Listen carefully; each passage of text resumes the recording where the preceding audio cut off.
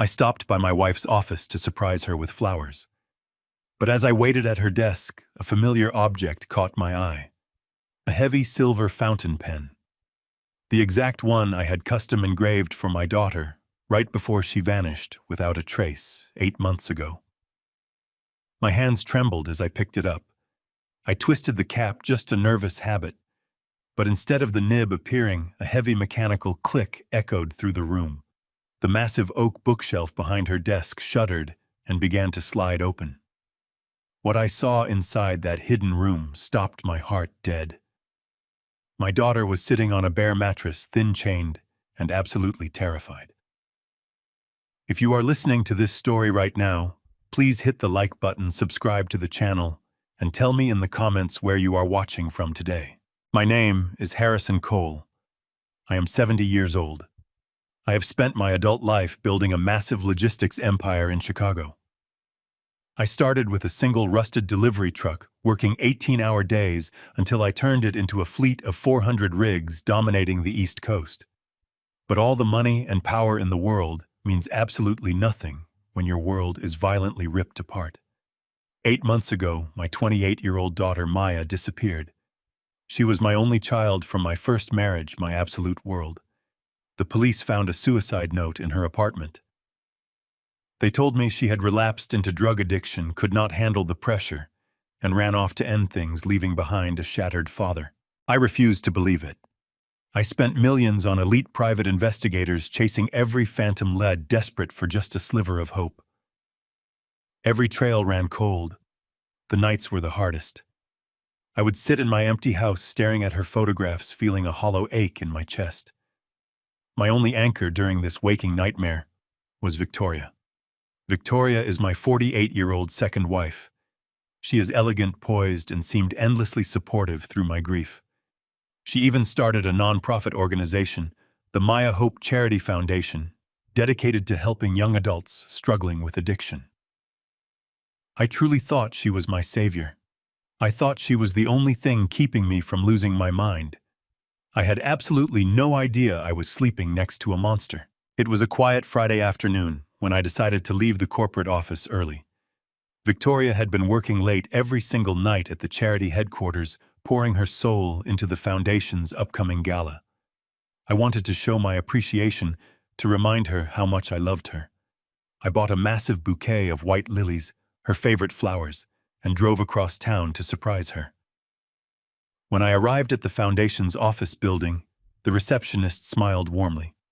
She told me Victoria was down in the basement archives, pulling some old donor files, and that she would be right back. I told the receptionist not to announce me. I wanted to catch my wife off guard, maybe take her out for a nice dinner. I walked into Victoria's corner office. It was immaculate, a perfect reflection of her personality. The room was bathed in the warm afternoon sun, with massive windows overlooking the sprawling Chicago skyline. I set the lilies down gently, on the edge of her pristine mahogany desk. I took a deep breath, looking around the room, feeling a rare moment of peace. That was when I saw it. Sitting next to her keyboard tray, hidden under a stack of folders, was a heavy silver Mont Blanc fountain pen. I felt the air leave my lungs.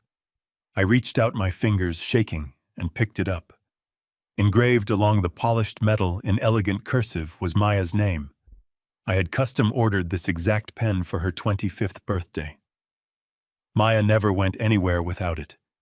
The police report explicitly stated that she had taken all her personal belongings when she ran away. Why in God's name would Victoria have it sitting casually on her desk? My mind raced desperately, trying to find a logical explanation. Did the police find it and return it to her? Did Victoria find it, cleaning out Maya's old room? But she never told me. She knew how much I agonized over every single thing that belonged to my little girl. I held the cold metal in my palm, feeling a sickening weight in my stomach. Maya had this nervous habit of twisting the cap of the pen when she was deep in thought. Without realizing what I was doing, my thumb and forefinger replicated that exact motion.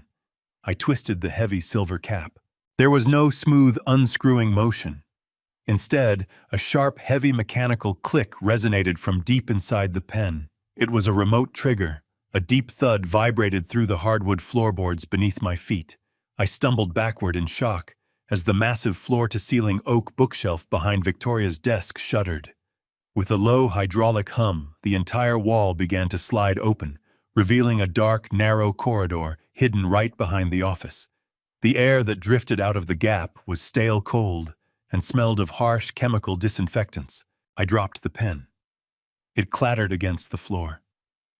I stepped into the hidden space, the blood roaring in my ears so loudly I could barely hear myself breathing. At the end of the short, dimly lit corridor was a reinforced soundproof glass cell. Inside, sitting on a bare-stained mattress, was a frail, emaciated figure. Her clothes hung loosely on a terribly bony frame. A heavy metal chain connected her pale ankle to the steel frame of the bed. She slowly raised her head, shielding her eyes from the sudden stream of light spilling in from the main office. My heart stopped. It was Maya. My beautiful, vibrant daughter. She was alive. But she looked completely broken. Her eyes, sunken deep into her face, widened in absolute sheer terror as she recognized me standing in the doorway. She scrambled up, rushing to the thick glass, slamming her bruised hands against it. Though the heavy soundproofing completely muffled her voice, I could read her trembling lips perfectly. "Dad, run." Before my brain could even begin to process the absolute mind-shattering horror of my daughter locked in a cage inside my wife's office, a sound from the main hallway froze me dead in my tracks. The sharp, unmistakable clack of Victoria's designer heels approaching the door. And right beside her, the heavy thudding footsteps of Damien, her massive, intimidating security guard.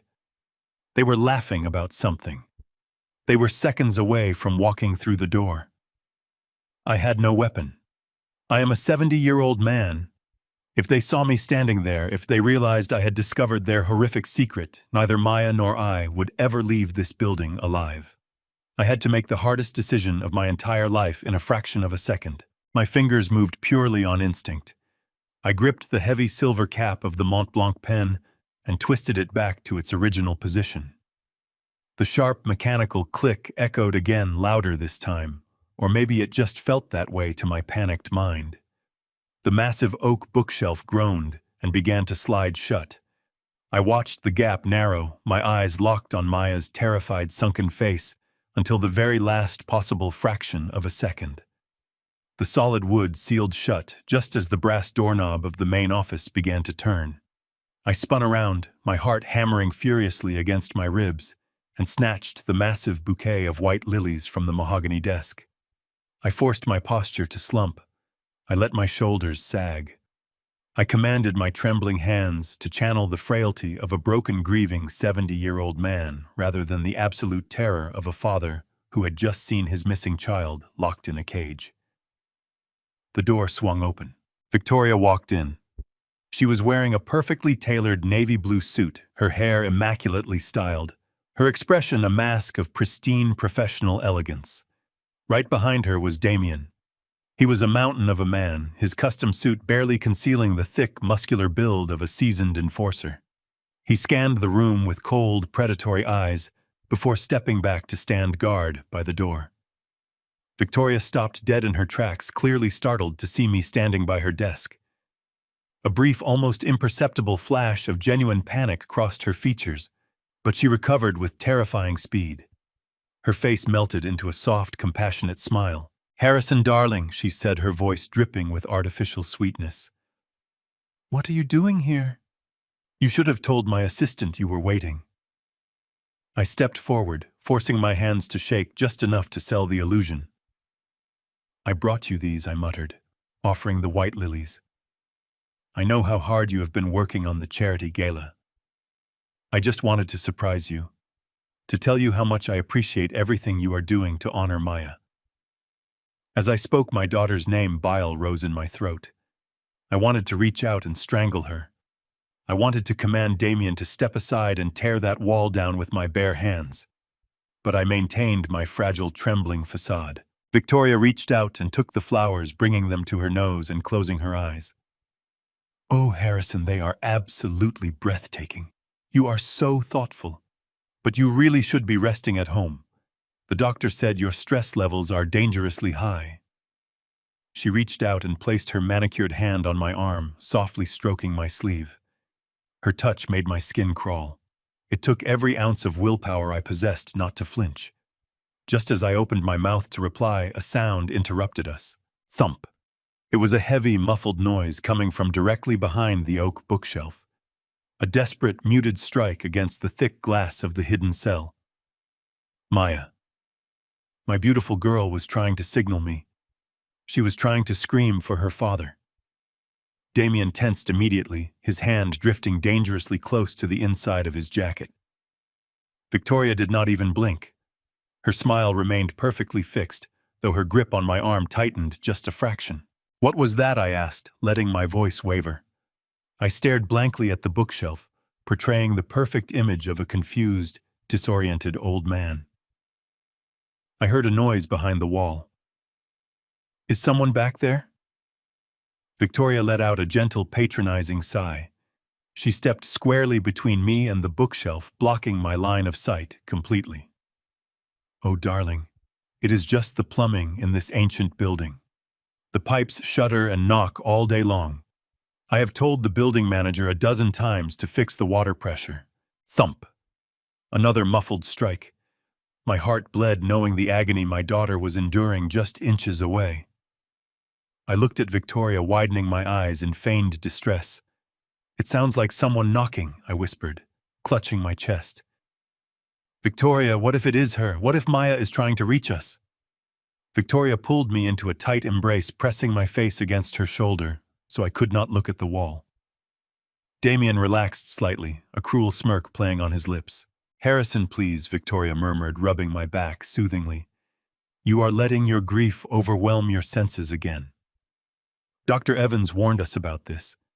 He said the exhaustion would cause auditory hallucinations if you did not start taking your sedatives regularly. You are hearing things because you miss her so much. We all miss her. But you have to stay grounded in reality. She pulled back and looked me deeply in the eyes, her expression a masterclass in psychological manipulation. She was gaslighting me with flawless precision, using my supposed grief to invalidate my own reality. I forced a tear to roll down my cheek. I nodded slowly, letting my shoulders drop even further. You are right, I rasped, wiping my eyes with the back of my trembling hand. I am sorry. I just keep hoping she will walk through the door. I just want my little girl back. I am losing my mind, Victoria. I really am losing my mind.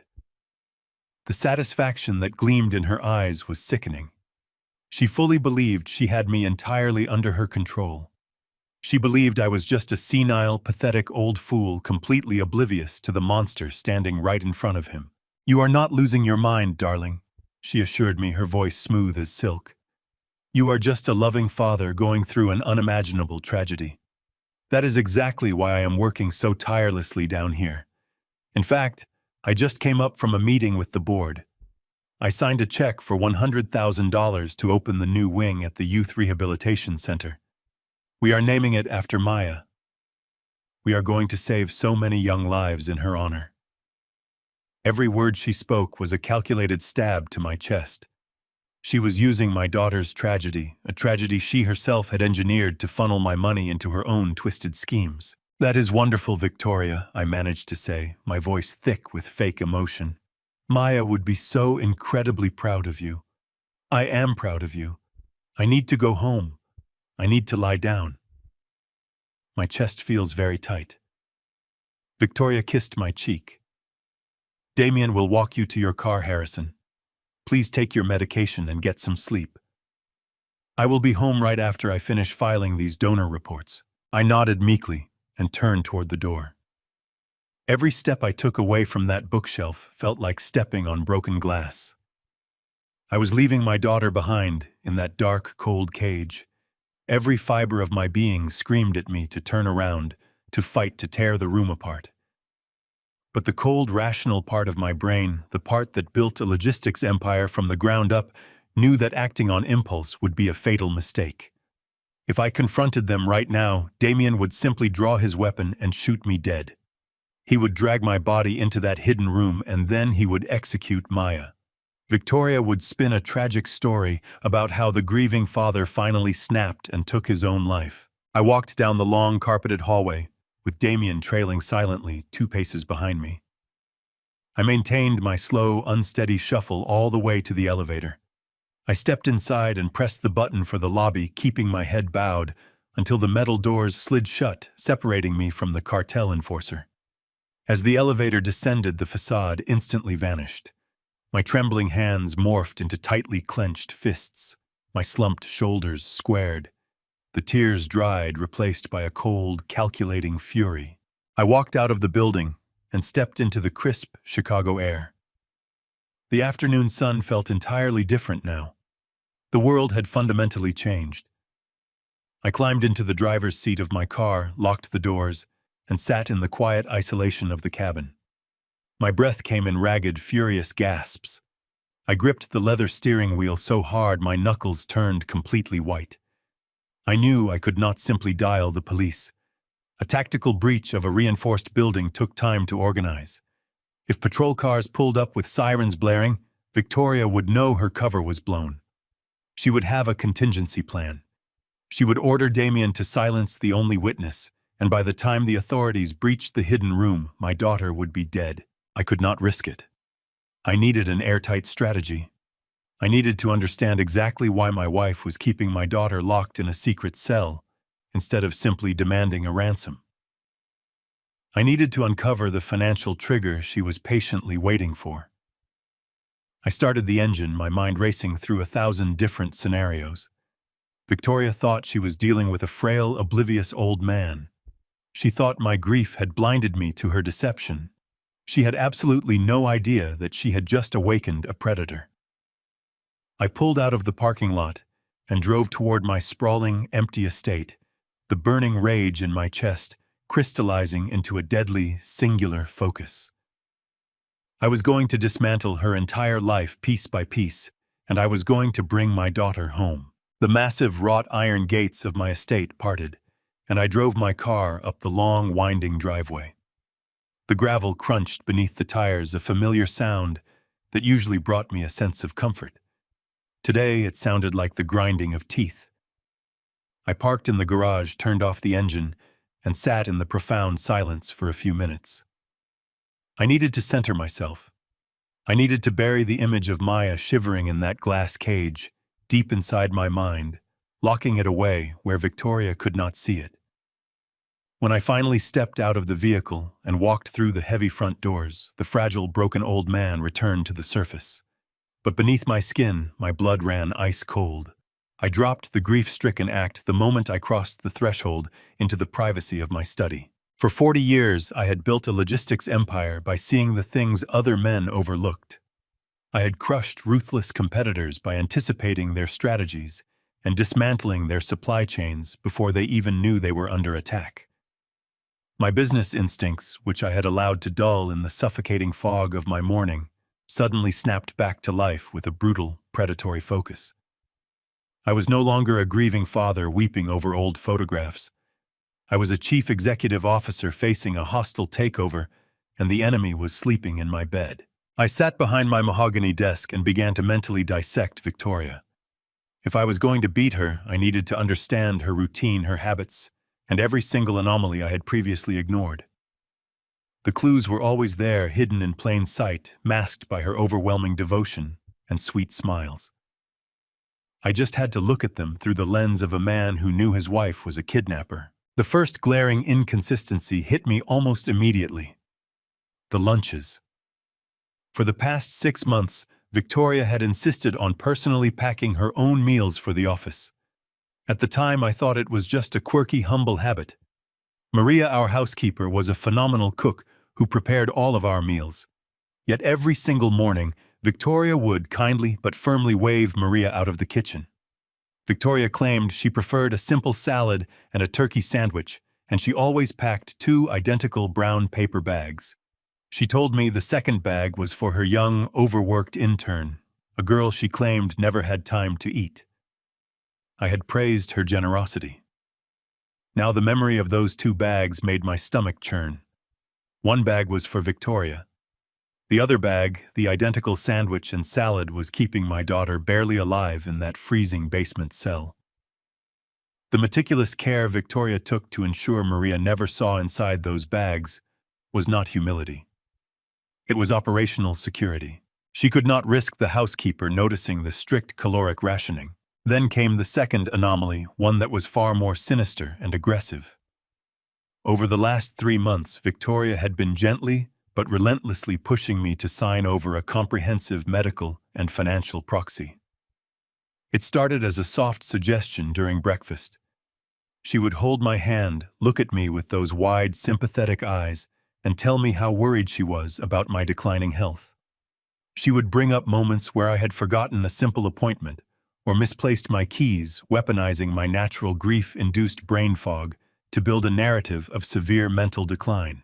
Just last week, she had brought a slick, fast-talking lawyer to the house. Not my lawyer, not the firm that handled my corporate affairs, but a stranger she had found. He placed a thick stack of documents on our dining room table. Victoria had poured me a cup of tea and whispered that this was just a precaution, a way to protect my legacy, so I could focus entirely on healing. She wanted complete, uncontested control over my estate, my personal assets, and my medical decisions. I had delayed signing it, telling her I wanted my own legal team to review the phrasing. Her flash of irritation that day had been brief, instantly replaced by a loving smile, but now it made perfect sense. She was laying the groundwork to declare me legally incompetent. I leaned back in my leather chair, staring at the ceiling, piecing the puzzle together. I was dealing with a highly sophisticated, deeply sociopathic predator. But one crucial piece of the equation was still missing. The motive. This was not a standard ransom kidnapping. In a traditional kidnapping, the perpetrators snatch the victim, send a proof-of-life photograph, and demand a wire transfer or a bag of unmarked bills. They want quick cash and a fast exit. But Victoria had kept Maya hidden in a custom-built soundproof bunker for 8 excruciating months.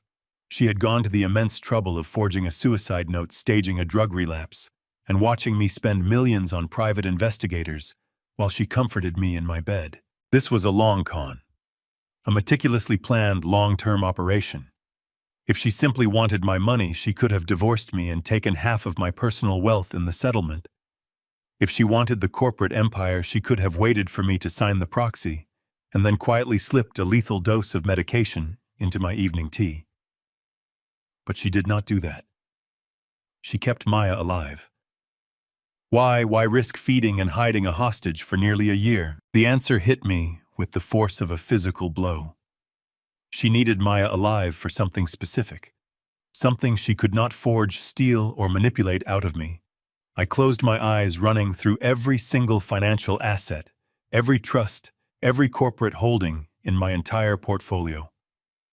What did Maya have that Victoria needed? What was the financial trigger that required my daughter to keep breathing? Victoria was waiting for an event. She was holding Maya in that cell, feeding her scraps, waiting for a specific date or a specific authorization that only Maya could provide. Once she had it, once she acquired whatever it was she was waiting for, Maya would no longer be useful. Victoria would dispose of her, and then she would execute the medical proxy to take control of me.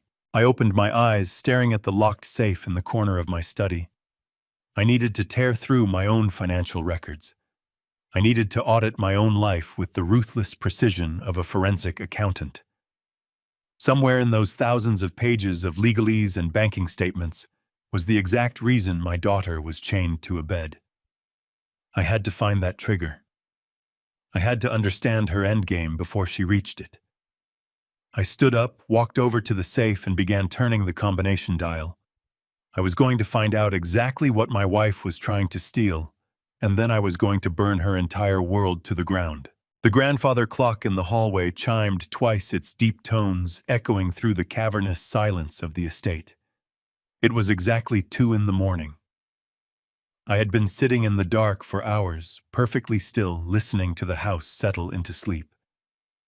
Upstairs, Victoria was sound asleep in our master bedroom.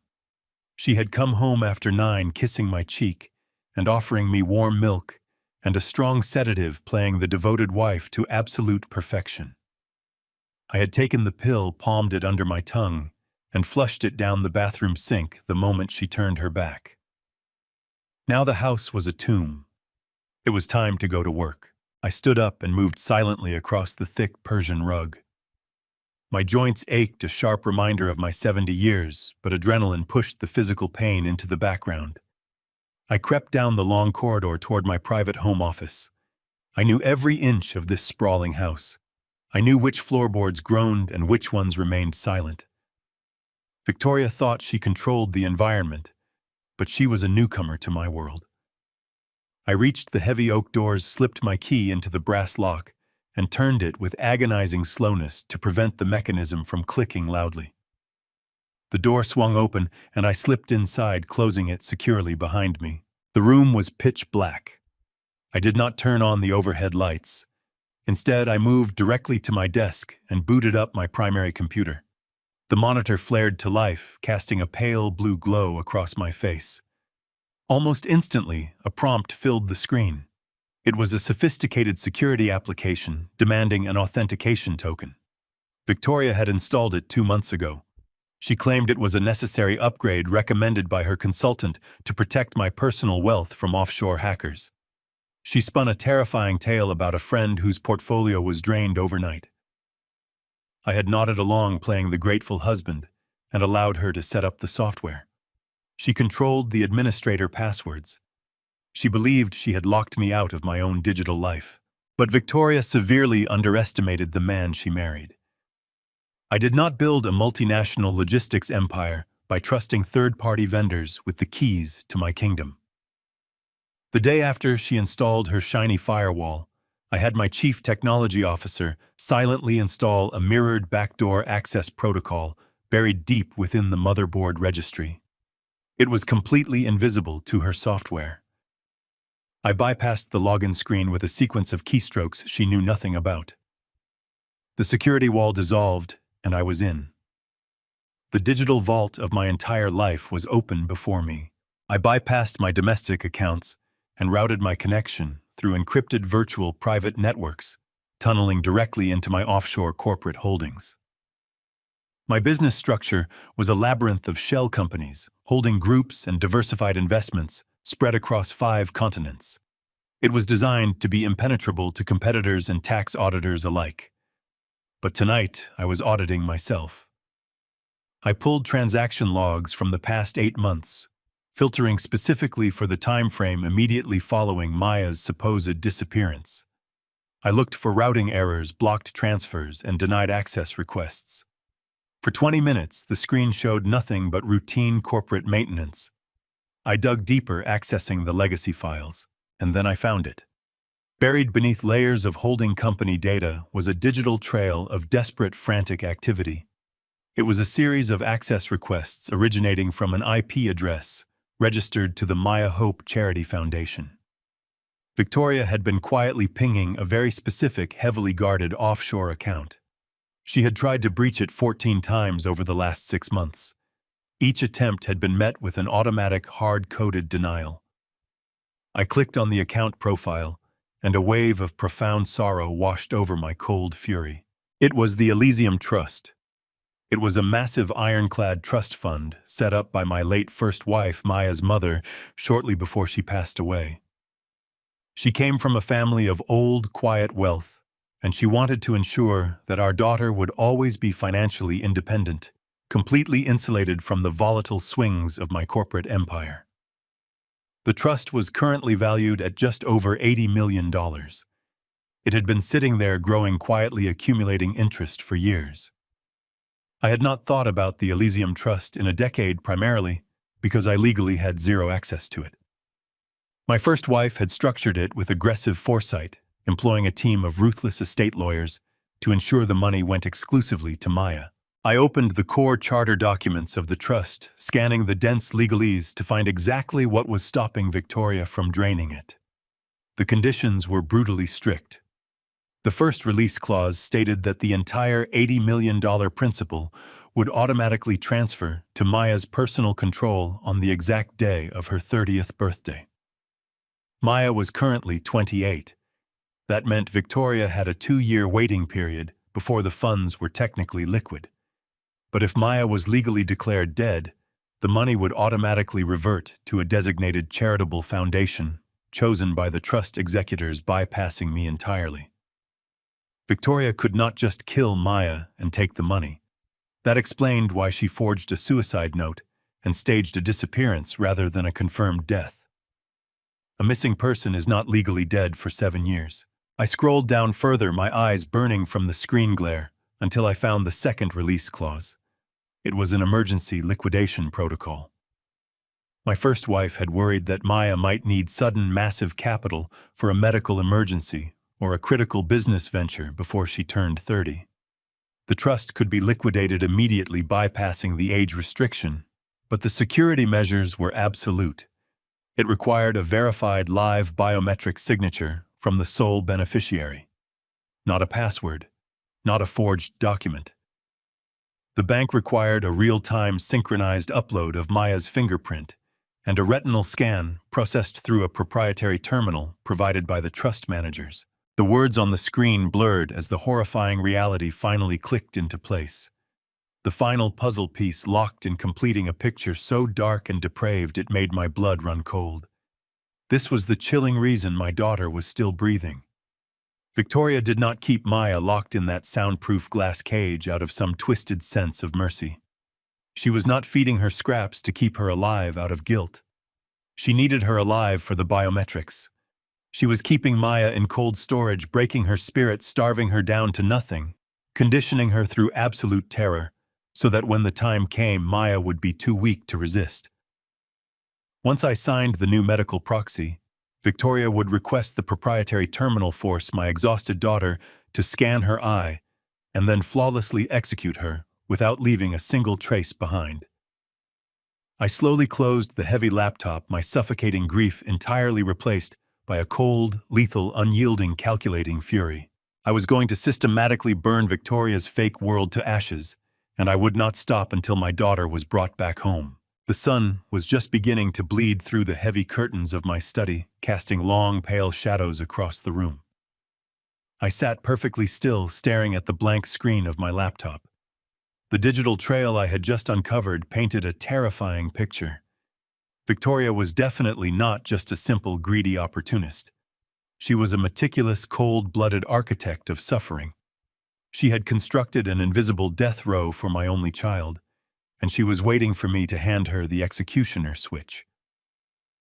My initial instinct, the visceral reaction of a terrified father, was to dial 911. I wanted to send an army of police cruisers smashing through the glass doors of that charity foundation. I wanted deafening sirens blaring and armed tactical teams kicking down walls. I wanted to see Victoria dragged out in handcuffs, screaming as they tore her precious foundation to pieces. I wanted the whole world to witness the absolute monster hiding behind her perfectly manicured charitable facade. But the cold, rational logic that had built my logistics empire instantly crushed that impulse. A conventional police raid would undoubtedly be a swift and brutal death sentence for my beloved daughter. I could not let that happen. Victoria and Damien were heavily entrenched. If they heard a single siren or saw a single flashing light, Damien would execute Maya before the authorities even made it past the lobby. This was a highly volatile hostage situation, governed by a lethal dead man's switch. I needed a precise, surgical, completely silent intervention. I needed professionals who operated completely outside the rigid, noisy boundaries of local law enforcement. I unlocked the bottom drawer of my desk and pulled out a prepaid cell phone. I kept a handful for sensitive negotiations, but this call was a matter of life and blood. I dialed the first number knowing my life depended on it. John Prescott answered on the second ring. John was my corporate attorney, a man whose ruthlessness was legendary in Chicago. He possessed an icy demeanor and a brilliant mind. His loyalty to my family was absolute. I told him to cancel his appointments and wait for my instructions. Then I called the second number. Rex Carter was an ex-SEAL running an elite private security firm. We went back 20 years. I funded his company when he returned from deployment with nothing but a duffel bag. Rex did not ask questions when I told him I needed a ghost operation. I instructed both of these dangerous men to meet me immediately at an abandoned industrial park located far outside the city limits. We could not risk meeting at our usual places. Victoria was capable of deep surveillance. I had to assume my spaces were compromised. 2 hours later, a massive 18-wheeler from my fleet idled quietly by a decaying warehouse. The driver, a fiercely loyal employee who had transported freight for my company for over 3 decades, stood vigilant guard outside in the cold night air. I slowly climbed into the back of the dark, cavernous, windowless trailer. The heavy steel doors slammed shut, plunging the space into absolute darkness before the dim overhead LED lights flickered to life. The trailer had been retrofitted for secure transport, completely lined with sound-dampening foam and electromagnetic shielding. It was a mobile fortress entirely disconnected from the grid. As the massive diesel engine roared to life and the truck began to roll onto the highway, moving randomly through the dark city streets to avoid any possible tracking, I turned to the 2 men waiting at the metal folding table bolted to the cold steel floor. John Prescott sat perfectly straight, his tailored suit a sharp contrast to the industrial surroundings. Rex Carter leaned against the steel wall wearing dark tactical gear, his arms crossed over his broad chest. Neither man spoke a single word of complaint about the incredibly strange venue. They simply waited in respectful silence for me to begin explaining. I placed my hands flat on the cold metal table. I did not waste time with pleasantries or emotional overtures. I laid out the entire horrific reality in precise chronological order. I told them about the hidden room behind the bookshelf at the charity office. I described the heavy metal chain, the thick, soundproof glass, and the emaciated, absolutely terrified face of my missing daughter. I watched the blood drain from John's face. I saw Rex's jaw tighten, his posture shifting from relaxed observation to coiled, aggressive tension. Then I laid out the sinister financial motive driving this entire nightmare. I explained the offshore accounts, the $80 million trust fund, and the terrifying biometric release clause that required Maya's live fingerprint and retinal scan. I watched them process the cold, mathematical cruelty of Victoria's long game. She had kidnapped my daughter, faked a tragic relapse, and played the role of a grieving, supportive wife, all to manipulate me into signing a medical and financial proxy. Once she had my signature, she would force Maya to unlock the trust, and then she would dispose of us both without a trace. The silence in the moving trailer was absolute, save for the low, rhythmic hum of the heavy tires against the asphalt. Neither of these hardened men had ever encountered such calculated domestic evil. They sat completely motionless, absorbing the sheer magnitude of the betrayal I had just laid out before them on the metal table. John was the very first person to break the heavy silence. His voice was a very harsh, raspy whisper. He swore he would legally dismantle Victoria until she begged for mercy. But Rex stepped forward, pulling a rugged tactical tablet from his gear bag. He placed it on the table, projecting a high-resolution digital schematic of the Charity Foundation headquarters. While you were driving here, I pulled the municipal zoning records and the architectural blueprints for that building. Rex stated, his tone completely devoid of emotion. I filtered the data looking for structural anomalies or unrecorded renovations. He tapped the screen, zooming in on the basement level. Victoria filed a permit for acoustic dampening and structural reinforcement 14 months ago. She claimed the charity needed a secure archive room for sensitive donor data. But the materials she ordered do not match a simple archive. She hired a black market contractor, a specialized crew known for building subterranean cartel stash houses. Rex traced a glowing red line on the digital map. The space behind her office is a fully functioning panic room. The walls are lined with reinforced steel plates. It has an independent closed-loop air circulation system that does not connect to the main building's network. The door is a bank vault-grade security portal. If she locks it from the inside, or if Damien barricades himself in that corridor, we cannot simply kick the door down. A traditional explosive breaching charge would take way too long and make far too much noise. They have created an impenetrable fortress right in the middle of the city.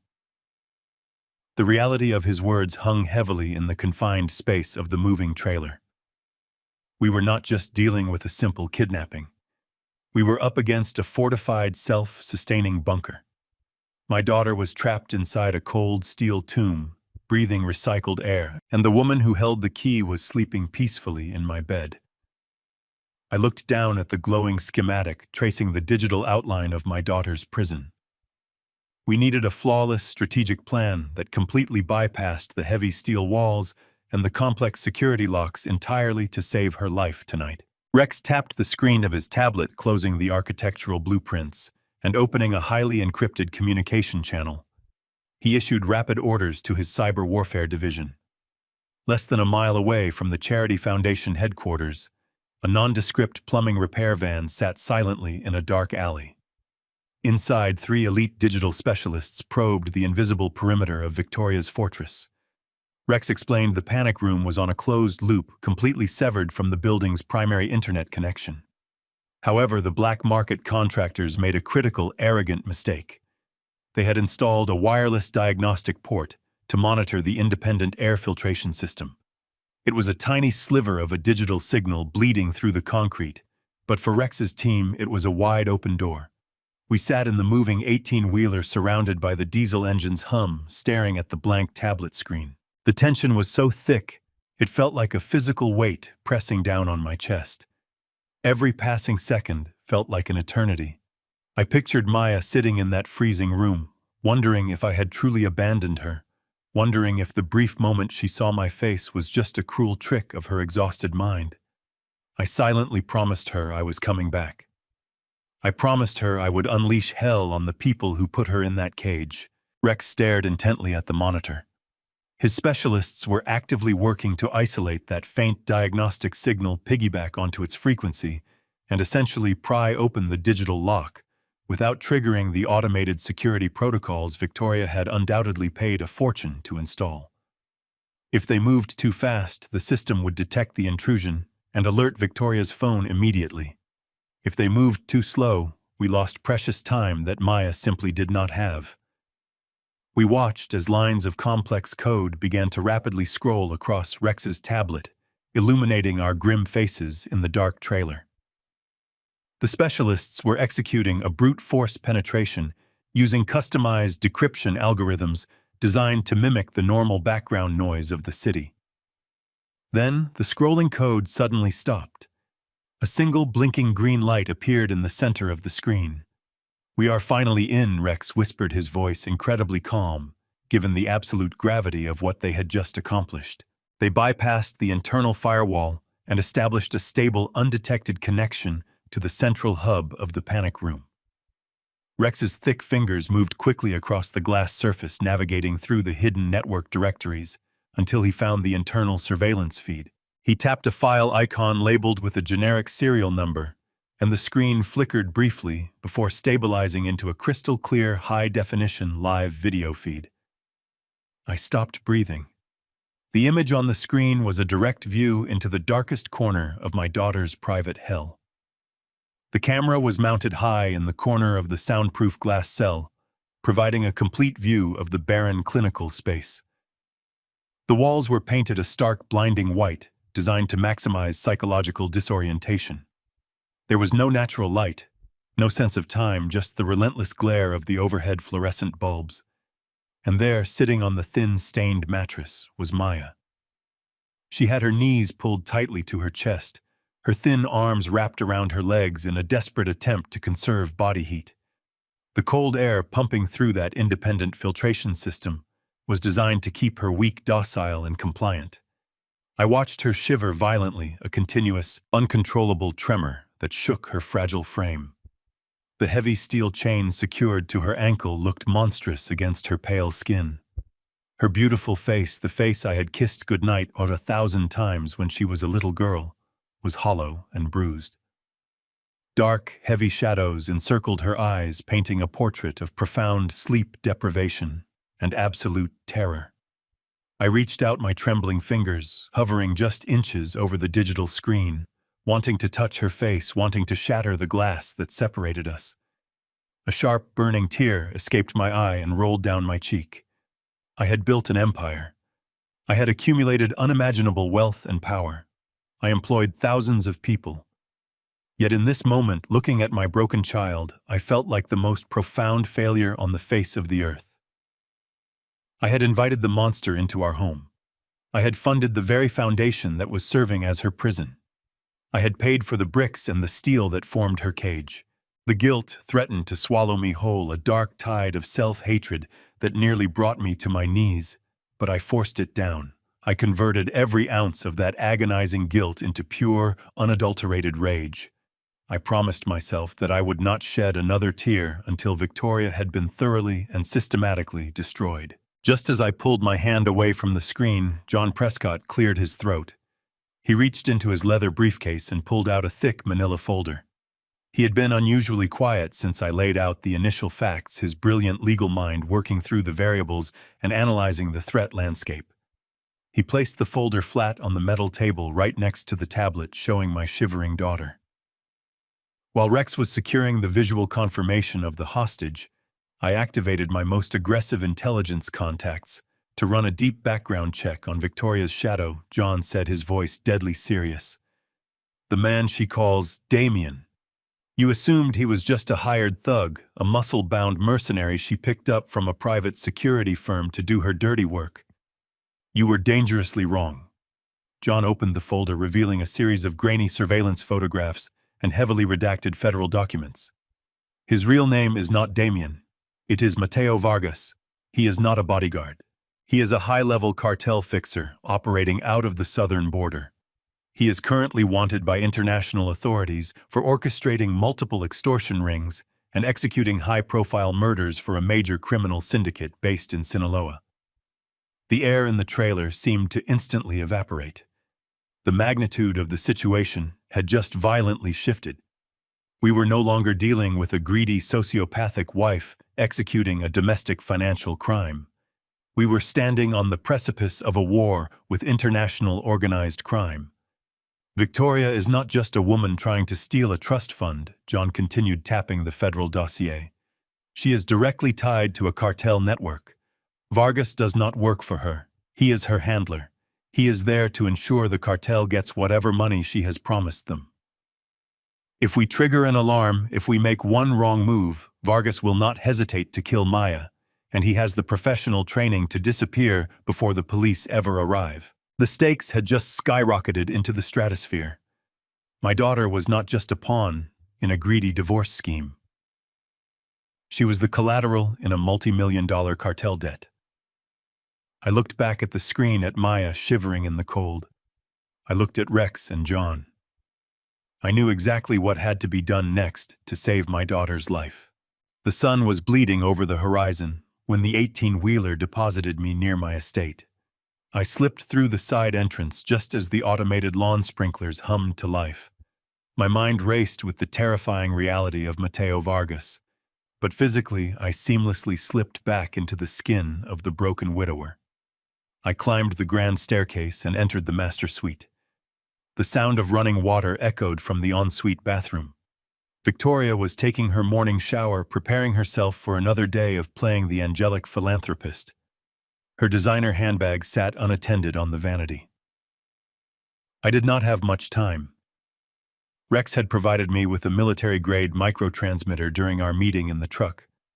It was a flat circular device no larger than a standard coin, wrapped in a specialized adhesive housing designed to evade standard sweeping equipment. I moved silently. My hands were perfectly steady. The trembling old man was completely gone. I unclasped the gold hardware of the purse and slid my fingers deep into the custom silk lining. I found a hidden seam near the reinforced base, peeled back the adhesive strip, and pressed the transmitter firmly against the inner leather wool. It vanished. I snapped the clasp shut just as the water in the bathroom abruptly stopped. I shuffled over to the dresser, slumped my shoulders, and picked up Maya's photograph. When Victoria walked out, wrapped in a plush white towel wiping the steam from her eyes, she found me exactly where she expected me to be. I was staring blankly at the picture, the perfect image of paternal despair.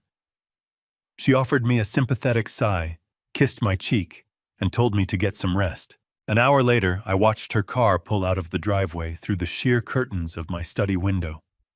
As soon as the taillights vanished past the iron gates, I locked my heavy study doors and booted up my highly encrypted laptop. I plugged in the receiver dongle Rex had configured for me and slipped a pair of noise-canceling headphones over my ears. The initial audio feed was a chaotic mess of rustling fabric and muffled road noise as Victoria drove across the city. I sat at my desk, staring at the audio waveform dancing across the monitor. I listened to her order a coffee at a drive-through window. I listened to her cheerfully greet the Charity Foundation receptionists. Her public voice was sickeningly sweet, dripping with a practiced, artificial warmth. She complimented an intern on her outfit. She discussed a floral arrangement for an upcoming gala. It was entirely mundane, entirely sickening. I waited listening with the patience of a sniper.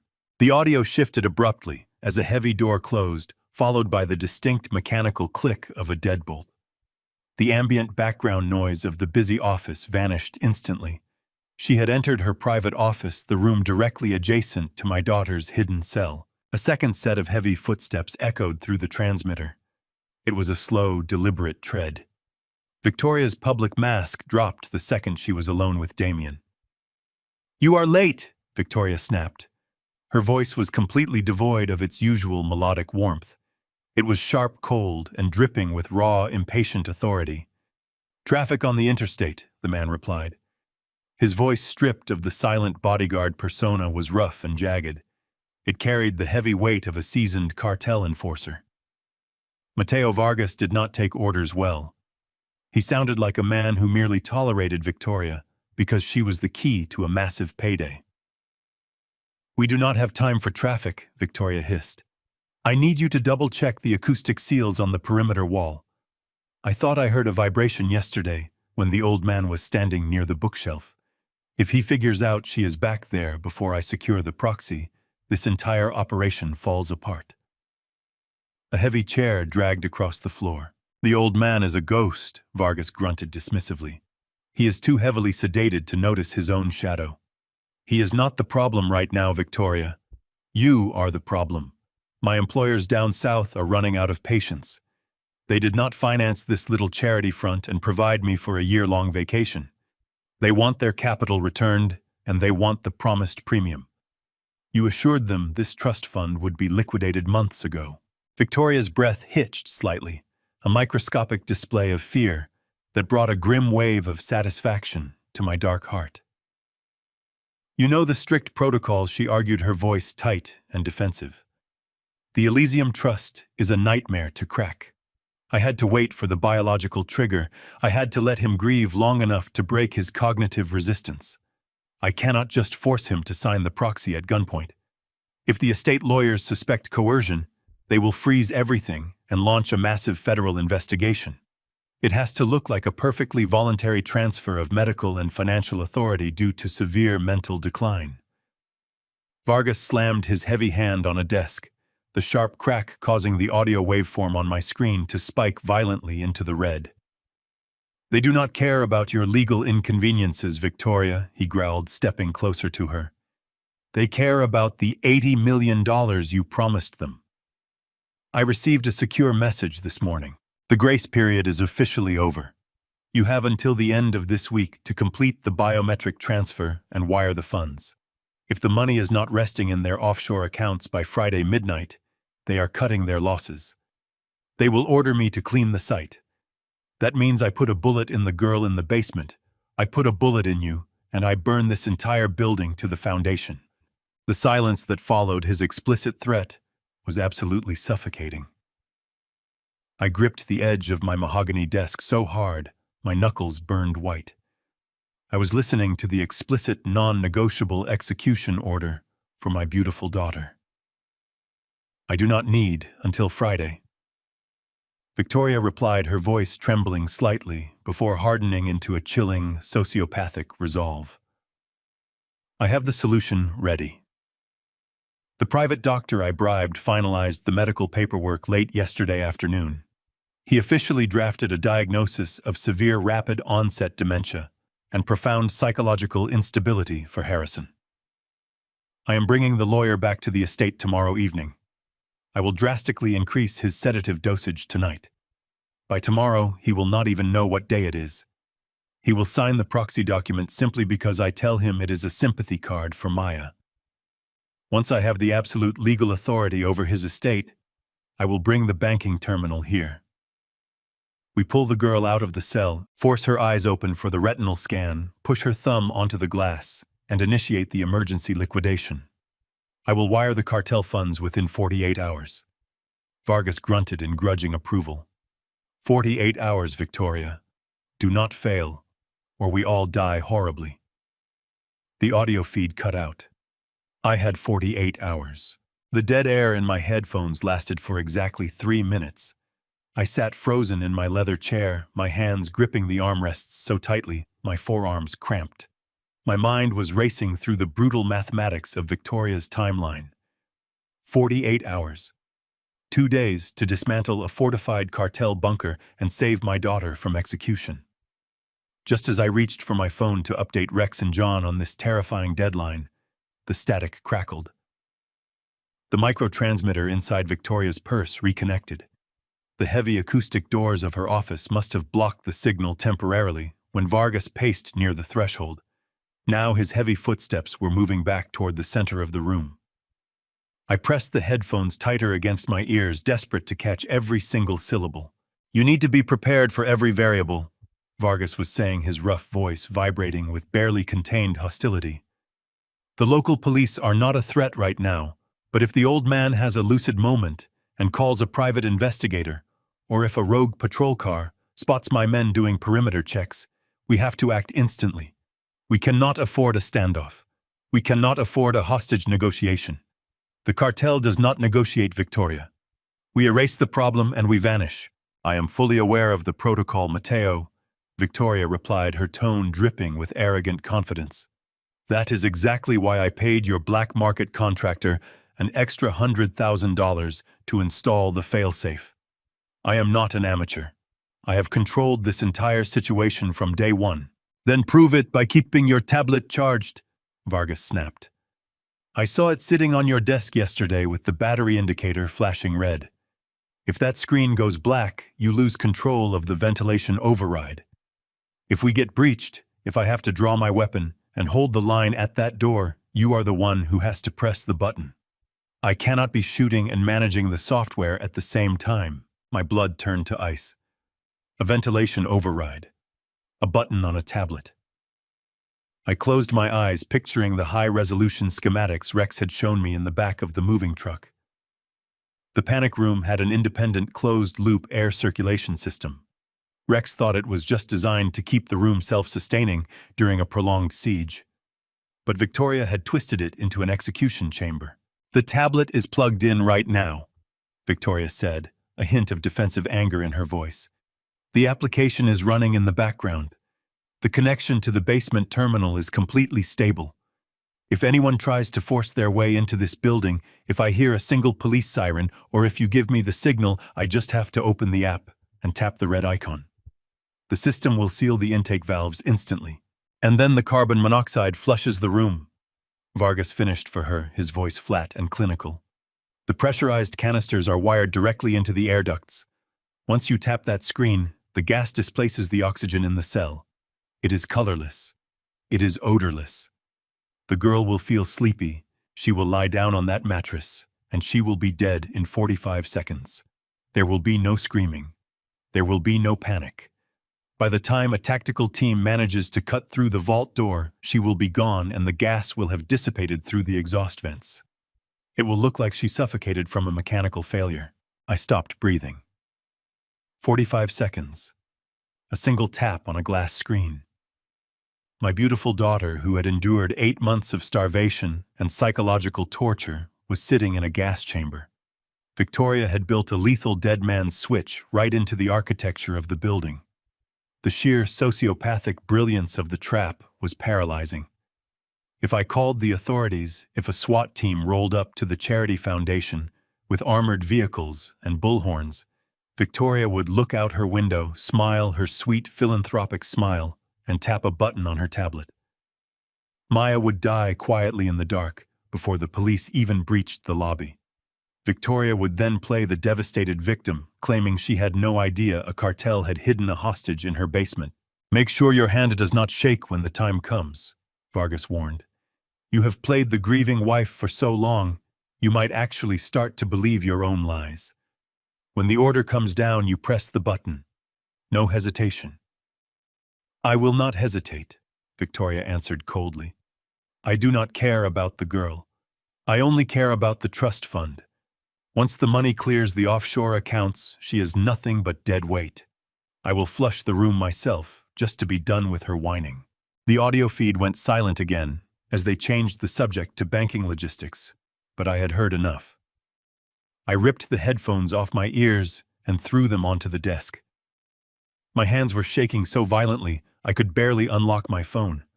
The parameters of the mission had just shifted from difficult to nearly impossible. A dynamic breach was completely out of the question. We could not use explosives on the vault door. We could not use flashbangs. We could not even risk the sound of shattered glass or a heavy footstep in the hallway. If Victoria felt threatened for even a fraction of a second, she would reach for her tablet. If Vargas saw a shadow move across the corridor, he would give the execution order. I dialed Rex Carter's secure line. He answered immediately, the sound of keyboard clacking echoing in the background of his secure command center. I relayed the new intelligence with absolute surgical precision. I told him about the tablet. I told him about the carbon monoxide canisters wired into the ventilation ducts. I told him we had a maximum execution window of 45 seconds from the moment Victoria touched the screen. "A digital gas chamber," Rex muttered, his voice dropping an octave. "That is old-school cartel brutality mixed with high-tech domestic security. If we alert them, the girl is gone. Standard hostage rescue doctrine goes right out the window. We cannot negotiate with a dead man's switch." "We are not negotiating with anyone," I replied, my voice harder than it had been in decades. "We are going to eliminate the threat. I need a completely silent strike. We have to neutralize Victoria and that tablet, and we have to neutralize Mateo Vargas at the exact same moment. If Vargas drops, Victoria might panic and press the button. If we take the tablet, Vargas will draw his weapon and shoot Maya himself. Simultaneous, invisible termination." Rex confirmed, the tactical gears in his mind already turning. "My cyber team can try to jam the local network, but if the tablet is hardwired to the panic room grid, we have to sever the physical connection. We need eyes inside that office." "Get your men ready immediately," I commanded him. "We are going to wage a silent war today." The heavy steel walls of the moving trailer seemed to press inward as the reality of my command settled over the cold metal table. John Prescott leaned back in his folding chair, removing his expensive glasses to pinch the bridge of his nose. He was a man who fought his battles with injunctions, asset freezes, and corporate lawsuits, not firearms and tactical breaches. He looked at me, his sharp legal mind struggling to reconcile the civilized corporate executive he had known for decades with the ruthless commander sitting across from him. "Harrison," he started, his voice measured and highly cautious.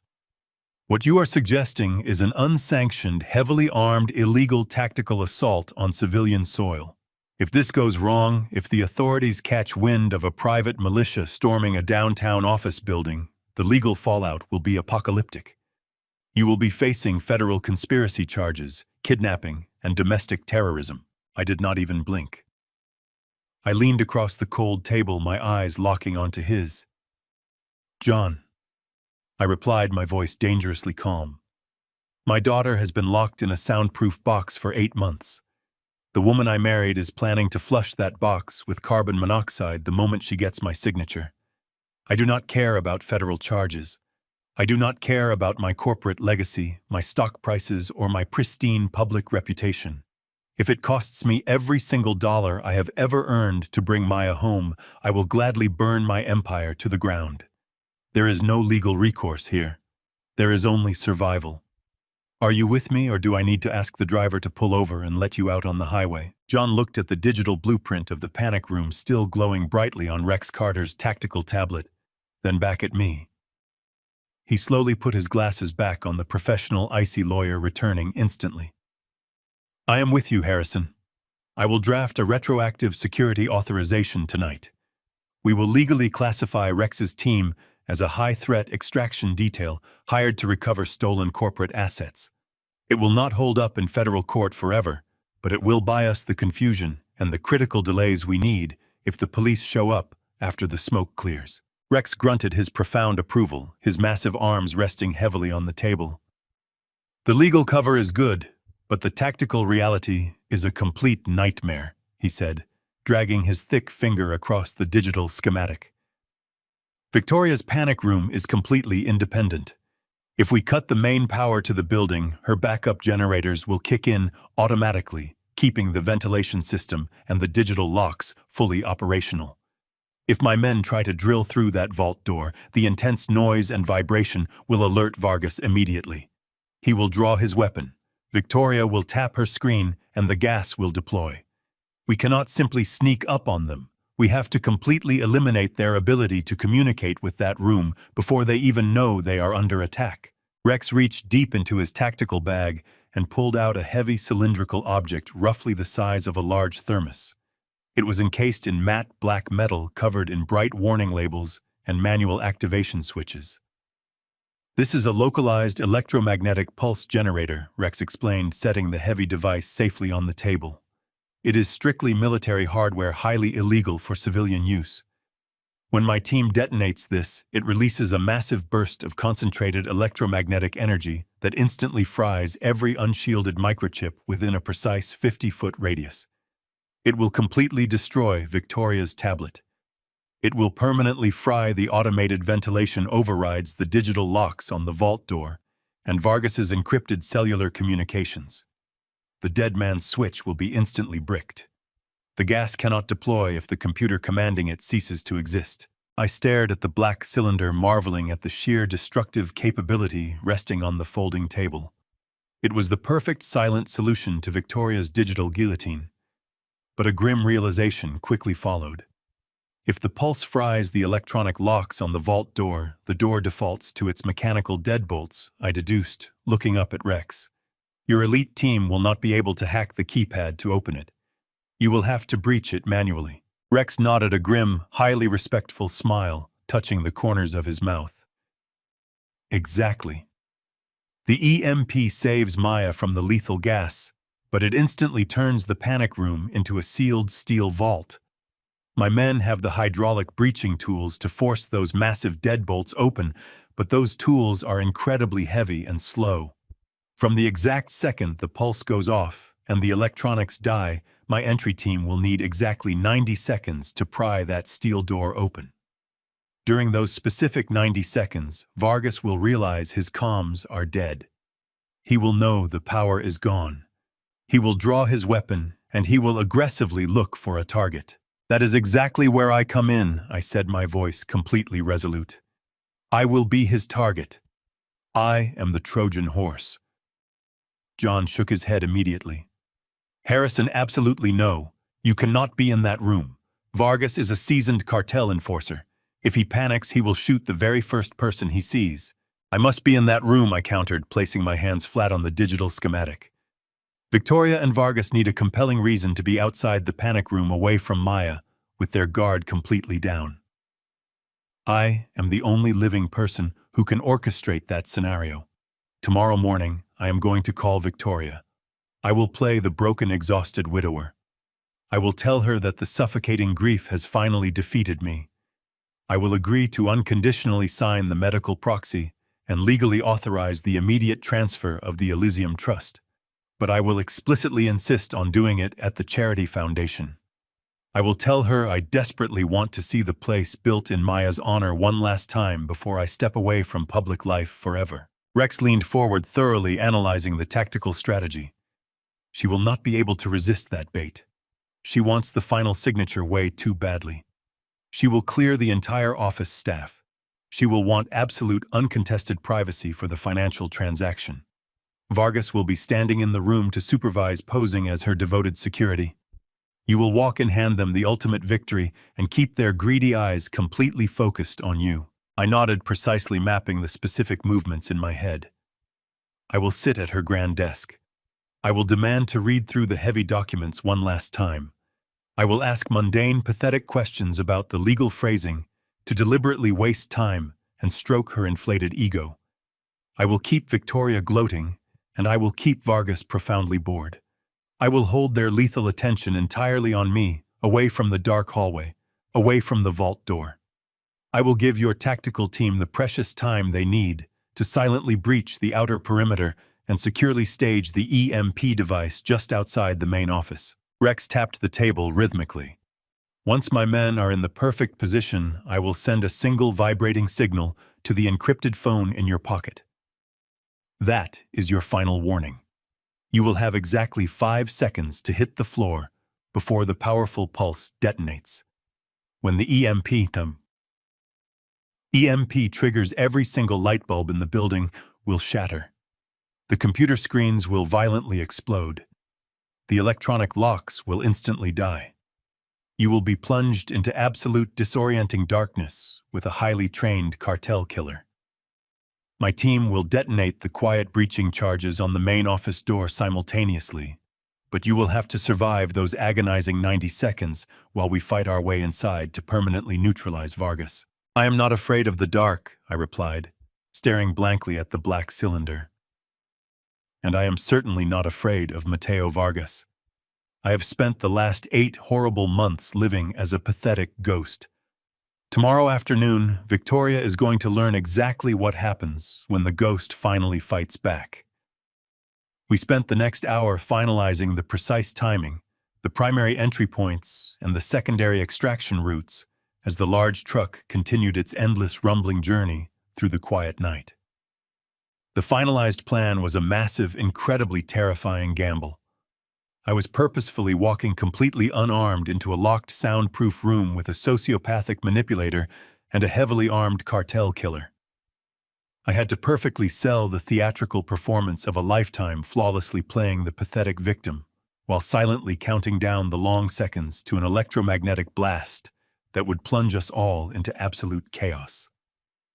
If my voice wavered slightly, if Victoria sensed a hidden trap, or if Vargas saw the elite tactical team moving down the outer hallway, Maya would instantly die.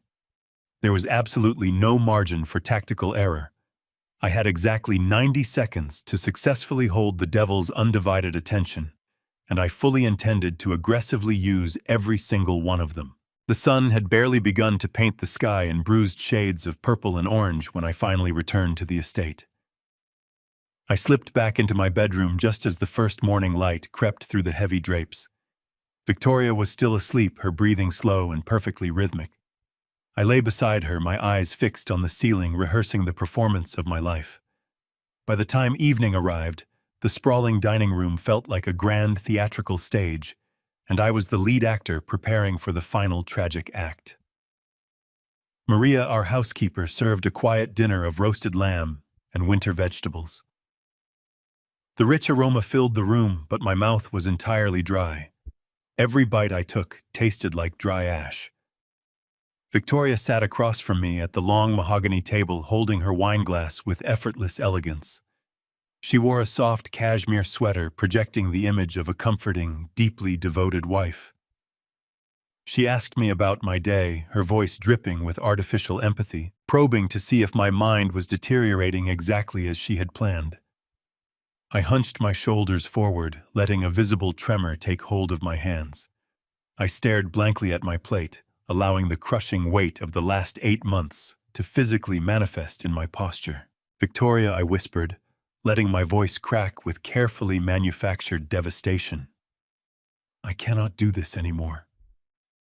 The words hung in the heavy silence of the dining room. She carefully placed her wineglass on the table, leaning forward with immediate, calculated concern. "What do you mean, Harrison?" she asked softly. I slowly lifted my head, meeting her gaze with eyes I had purposefully rubbed raw and red in the bathroom a few minutes prior. I forced a heavy, agonizing tear to spill over my lower lash line and roll down my cheek. "I am so tired," I choked out, covering my face with my trembling hands. "I am too tired to run the logistics firm. I am too tired to fight the board of directors. Every single time I sit at my desk, all I can see is Maya. Everything I built, this entire massive corporate empire, was supposed to be for her. Now that she is gone, it all feels entirely meaningless. Victoria stood up from her chair, walked gracefully around the long table, and placed her warm hands on my shaking shoulders. She began to massage the tense muscles at the base of my neck. "You are just grieving, darling," she murmured, pressing a gentle kiss to the top of my head. "You need to rest. You need to let go of the immense corporate burden." I reached up and grabbed her hand, squeezing it with desperate, pathetic reliance. "That is exactly what I want to do, Victoria. I want to let it all go." I took a deep, shuddering breath, preparing to drop the ultimate bait. "Do you remember the Elysium Trust?" I asked, my voice barely above a broken whisper. I felt her fingers instantly go rigid against my neck. It was a microscopic physical reaction, a tiny spasm of electrical anticipation, but to me it felt like a thunderclap. "Yes," she replied, keeping her tone flawlessly neutral. "The fund her mother set up for her. It has been locked in probate ever since she disappeared." "It has not been locked in probate," I corrected, gently wiping the fake tears from my face. "I have been secretly reviewing the original charter documents with my primary legal team. Because Maya has been missing for over 6 months, the trust executors have authorized an emergency transfer protocol. The fund is currently holding just over $80 million in liquid assets. I want to transfer every single penny of it directly into your absolute control." I turned around in my chair to look directly into her eyes. For a fraction of a second, the sweet philanthropic mask completely shattered. I saw it. I saw the raw, predatory greed flare in her dark pupils. It was a terrifying, bottomless hunger, a sociopathic thrill at the realization that her long, torturous game was finally paying off. She had starved my daughter and poisoned my mind for nearly a year, and the massive $80 million finish line was finally resting right in front of her. But she was a master manipulator, and she recovered her composure with frightening speed. The flash of greed vanished instantly, replaced by wide, tearful eyes and overwhelming humility. "Oh, Harrison," she gasped, pressing her hand dramatically against her chest. "I could not possibly accept that. That money belongs to Maya's legacy. Exactly, I pleaded, playing the desperate fool. And no one honors her legacy better than you. You have poured your heart into the charity foundation. You are building rehabilitation centers and funding youth programs. If I keep that money, I will just let it rot in an offshore account. I want you to have it. I want you to take the medical proxy, manage my personal affairs, and use the Elysium Trust to change the world. Please, Victoria. Let me sign the papers. Let me finally rest." She let out a long, heavy theatrical sigh, acting as though she was reluctantly accepting a monumental burden out of pure love. "If this is what you truly need to find peace, Harrison, I will do it. I will carry this weight for you. But we should handle the final paperwork quietly. If we do this at the main corporate office, the financial press will catch wind of the massive transfer and the paparazzi will swarm us. I want to protect your privacy. Let us meet at my charity foundation office tomorrow evening, after all the staff have gone home. Just you, me, and the legal documents. It will be peaceful and completely private." I nodded meekly, offering her a fragile, grateful smile. "Thank you, Victoria. Tomorrow evening is perfect." She kissed me again, her lips feeling like dry ice, and walked back to her seat to finish her wine. She was celebrating her ultimate victory. She fully believed I was walking willingly into the slaughterhouse. The next afternoon, the sky over Chicago was a heavy, suffocating blanket of gray clouds threatening a violent storm. I drove my car to a deserted parking garage on the industrial outskirts of the city. Rex Carter was waiting for me in the deep shadows of the concrete structure, standing beside a black, unmarked tactical van. We did not exchange any spoken greetings. We both knew the severe gravity of the next few hours. Rex opened the back doors of the van and motioned for me to step inside. He reached into an equipment bag and pulled out a customized, extremely lightweight Kevlar vest. It was specifically designed to remain completely invisible underneath my tailored suit jacket, yet dense enough to stop bullets. I silently strapped the ballistic armor tightly across my chest. Next, Rex handed me a heavy brushed steel wristwatch. The internal mechanism had been entirely replaced with a localized signal jammer. I silently fastened the cool metal clasp around my left wrist, preparing for a brutal war. It was finally time. The drive to the Charity Foundation headquarters was a blur of rain-slicked streets and flashing traffic lights. The heavy gray clouds that had been threatening the city all afternoon finally broke, unleashing a torrential downpour that pounded against the windshield of my car.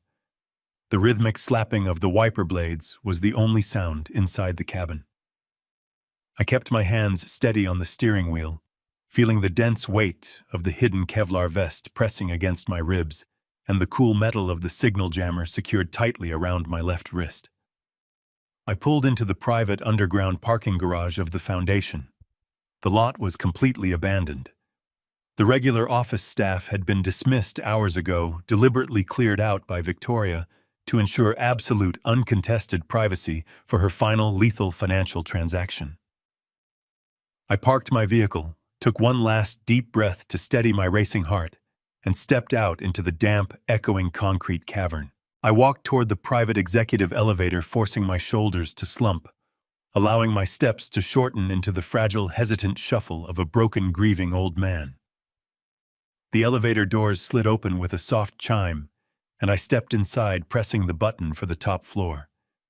The ascent felt like a slow, agonizing descent into a crypt. The doors parted, revealing the dimly lit, perfectly manicured reception area of the foundation. The plush carpets absorbed the sound of my footsteps as I moved down the long, empty corridor toward Victoria's private executive suite. The silence in the building was absolute, but beneath that silence I could feel a dark, suffocating energy radiating from the walls. I knew exactly what was waiting for me. I reached the heavy oak double doors of her office and pushed them open.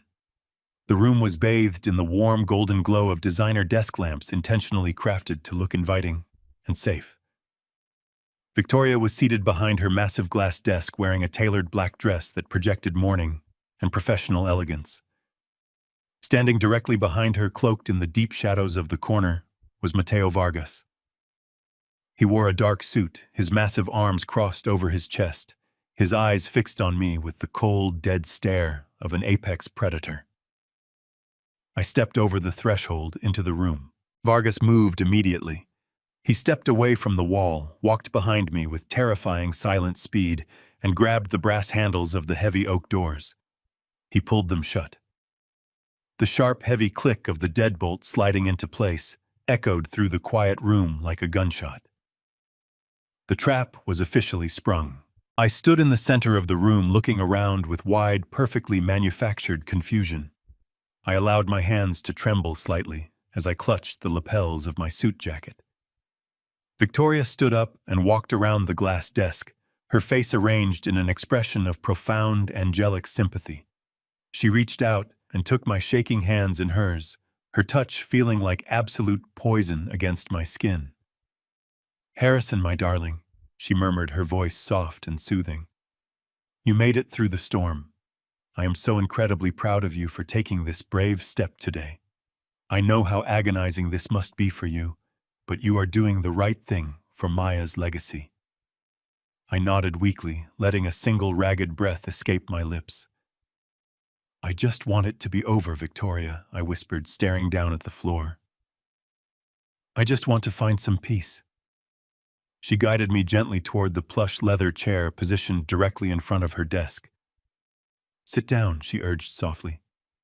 "Everything is completely prepared." I sank heavily into the chair, letting out a long, exhausted sigh. I glanced nervously at Vargas, who had returned to his position in the shadowy corner of the room. His thick hand was resting casually just above his hip, deliberately close to the bulge of a holstered weapon concealed beneath his suit jacket. Victoria returned to her seat and gracefully slid a massive, intimidating stack of legal documents across the smooth glass surface of the desk. The pages were perfectly aligned, filled with dense, impenetrable corporate legalese designed to transfer the entire $80 million Elysium Trust into her absolute uncontested control. Placed meticulously on top of the signature line was a heavy silver-capped Mont Blanc pen. It was the exact same pen I had seen sitting on her desk the day I discovered the hidden switch for the bookshelf. The sight of it made the blood roar in my ears. I slowly reached out and picked up the silver pen, feeling its cold, heavy weight in my palm. My fingers hovered over the signature line. Victoria leaned forward, her dark eyes completely locked onto the tip of the pen, her breath catching slightly in her throat. The raw, unfiltered greed in her gaze was absolutely terrifying. She was literally tasting the money. I lowered the pen, touching the silver tip to the thick white paper, and then I abruptly stopped.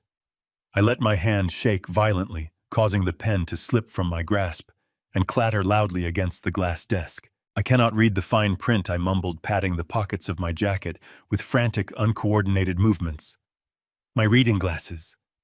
I need my reading glasses." Victoria's jaw tightened infinitesimally, a microscopic crack in her perfectly composed facade. "Of course, darling," she said. Her voice strained with carefully suppressed impatience. "Take your time." I pulled my silver-framed glasses from my breast pocket, fumbled with the hinges for a few agonizing seconds, and slowly slid them onto my face. I picked up the heavy documents, brought them close to my eyes, and began to read. I did not skim the paragraphs. I read every single line with excruciating, deliberate slowness. I was counting the seconds in my head, calculating the exact amount of time Rex and his elite tactical team needed to scale the exterior walls of the building in the driving rain. I knew they were currently maneuvering across the slick, treacherous roof, securing their silent, repelling lines directly above the massive architectural skylight that dominated the ceiling of Victoria's office. I had to keep the absolute focus of the two monsters in front of me entirely directed at the desk, completely away from the glass ceiling above us. "Victoria, what exactly does subsection 4 paragraph B mean?" I asked, pointing a trembling finger at the middle of the third page. "It says the designated charitable executor assumes total discretionary allocation privileges. Does that mean the board of directors has to vote on how Maya's money is spent?" Victoria let out a slow, measured breath, forcing a tight smile onto her face. "No, Harrison," she explained softly. "It means I have the sole authority to allocate the funds instantly, without waiting for bureaucratic board approvals. It allows us to help children in need immediately, just as Maya would have wanted." I nodded slowly, turning to the next page, letting the silence stretch out until it became physically painful. "And what about the international tax liabilities regarding the offshore accounts?" I mumbled, squinting at a dense block of text. "My accountants usually handle these specific offshore transfers. Are you absolutely certain this phrasing protects the principal capital from federal tax penalties?" Behind me, I heard the distinct heavy sound of leather creaking. Vargas was shifting his weight from one foot to the other. His patience was rapidly evaporating. Victoria looked up at Vargas, shooting him a sharp warning glare before turning her sweet, poisonous smile back to me. "My legal team has reviewed every single syllable, darling," she promised, her voice dropping into a patronizing, soothing cadence. "The capital is completely protected from federal taxes. You do not need to worry about any of these mundane corporate details. That is exactly why you are signing the proxy. You are giving me the burden so you can finally rest. Please, Harrison, just sign the final page." I ignored her plea, turning to the 5th page of the massive contract. I traced the text with my index finger, muttering under my breath, as if I were struggling to comprehend the complex legal terminology. I started rambling about Maya. I talked about her childhood, about the summer we spent in Montana, deliberately weaving nonsensical, nostalgic memories into my questions about the contract. I asked Victoria if she remembered the color of Maya's favorite bicycle, tying the ridiculous question to the funding of a proposed youth program in the documents. I was purposefully playing the deeply confused, utterly broken senior citizen drowning in a sea of grief and dementia. The atmosphere inside the locked office was becoming incredibly toxic. The air felt thick and heavy with suppressed violence. Vargas let out a low, aggressive growl from the dark corner of the room. "We do not have all night for a trip down memory lane, old man," he barked, his heavy cartel accent bleeding through his polished corporate disguise. "Just sign the damn papers so we can all go home." Victoria shot out of her chair, her mask finally slipping. "Mateo, that is enough," she snapped, her voice cracking like a whip. "Have some respect for my husband." I looked up at Vargas, widening my eyes in perfect feigned terror, shrinking back into the plush leather chair. "I am sorry," I whispered, my voice trembling violently. "I am just trying to make sure I do the right thing for my little girl. I know she would want everything to be absolutely perfect." Vargas took 2 heavy, intimidating steps toward the glass desk, his hand coming to rest menacingly on the exposed grip of his holstered pistol. He was done playing games. I dropped my gaze back to the documents, gripping the silver Montblanc pen with sweating fingers. My internal clock was screaming. Rex needed exactly 90 seconds to position his tactical team above the skylight and arm the localized electromagnetic pulse generator. I had dragged the agonizing charade out for exactly 85 seconds. The crushing pressure in the room was reaching an absolute breaking point. I could practically feel the silent, lethal presence of the ex-SEAL operators hovering just inches above the rain-slicked glass ceiling over our heads. Victoria was standing over me now, her perfectly manicured fingernails digging painfully into the soft leather of my chair, completely oblivious to the impending tactical strike. "Sign the paper." "Harrison," she commanded, her voice dropping its sweet pretense, revealing the cold, sociopathic monster lurking underneath. I raised the heavy silver pen, pressed the metallic tip firmly against the black ink of the signature line, and waited for the hidden signal jammer on my wrist to silently vibrate. The heavy silver pen remained perfectly still against the pristine white paper. A small dark ink stain began to bleed into the thick parchment, marking the exact second my entire world shifted. Deep beneath the tailored fabric of my suit jacket, the hidden mechanism strapped to my wrist delivered a sharp, solitary vibration. The 90 seconds had expired. Rex and his tactical team were in position. The agonizing charade was finally over. I did not rush. I did not panic. I simply stopped pretending. I lifted the heavy silver pen from the document and placed it gently on the glass desk with a soft, definitive click. The calculated tremor in my hands vanished instantly, replaced by absolute rock-solid stillness. I let my hunched shoulders drop, rolling my neck slightly as I straightened my spine. The frail, utterly broken widower completely evaporated from the room. I leaned back into the plush leather chair, crossing my legs with the casual, dominant authority of a man who had spent 4 decades crushing corporate rivals and building an empire. I looked up. I did not look at the dangerous cartel killer hovering in the shadows. I locked my eyes directly onto Victoria. The sweet, patronizing sympathy in her gaze faltered for a fraction of a second, replaced by a flicker of genuine confusion. She opened her mouth to speak, but I quickly cut her off right there. "I am not signing anything until I see my beautiful daughter, Victoria." My voice was no longer the fragile, trembling whisper of a defeated old man. It was a cold, resonant command forged in the fires of absolute certainty and righteous fury. The words echoed off the soundproof walls of the executive suite, shattering the suffocating tension with the force of a physical blow. The entire room seemed to instantly freeze. The temperature plummeted. The silence that followed was not the quiet anticipation of a business deal closing. It was the deafening silence of a trap being abruptly turned inside out. Victoria froze her hands, hovering awkwardly over the scattered legal documents. The confusion in her dark eyes rapidly mutated. I watched as the sweet, philanthropic mask she had worn for 8 agonizing months completely dissolved. The angelic warmth drained from her face, leaving behind a harsh, angular landscape of pure, unadulterated malice.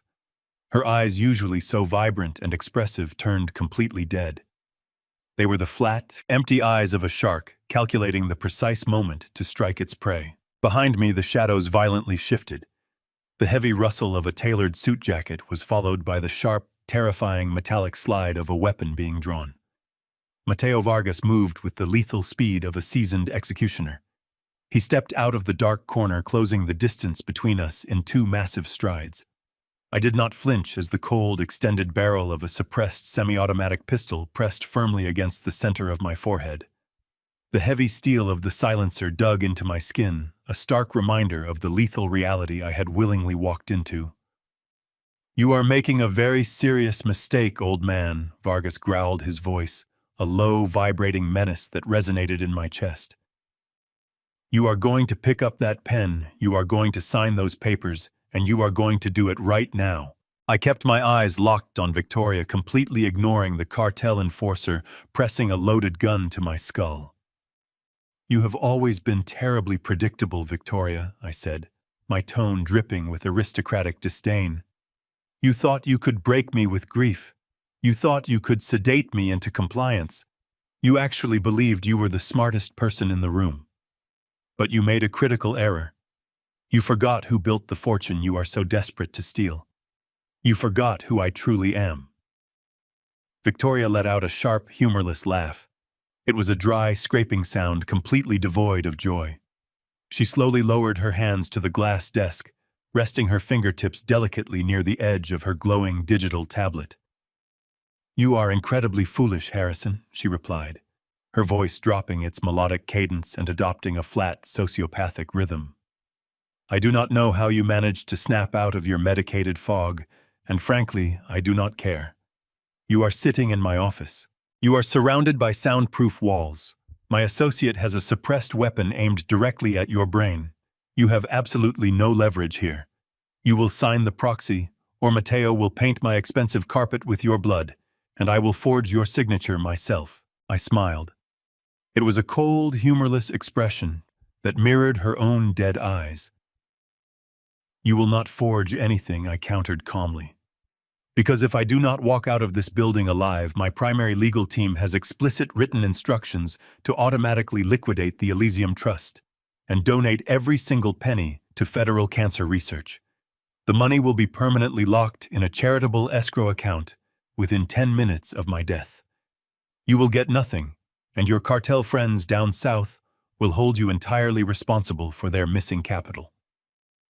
Victoria stared at me, her mind rapidly processing the tactical shift. She knew I was not bluffing.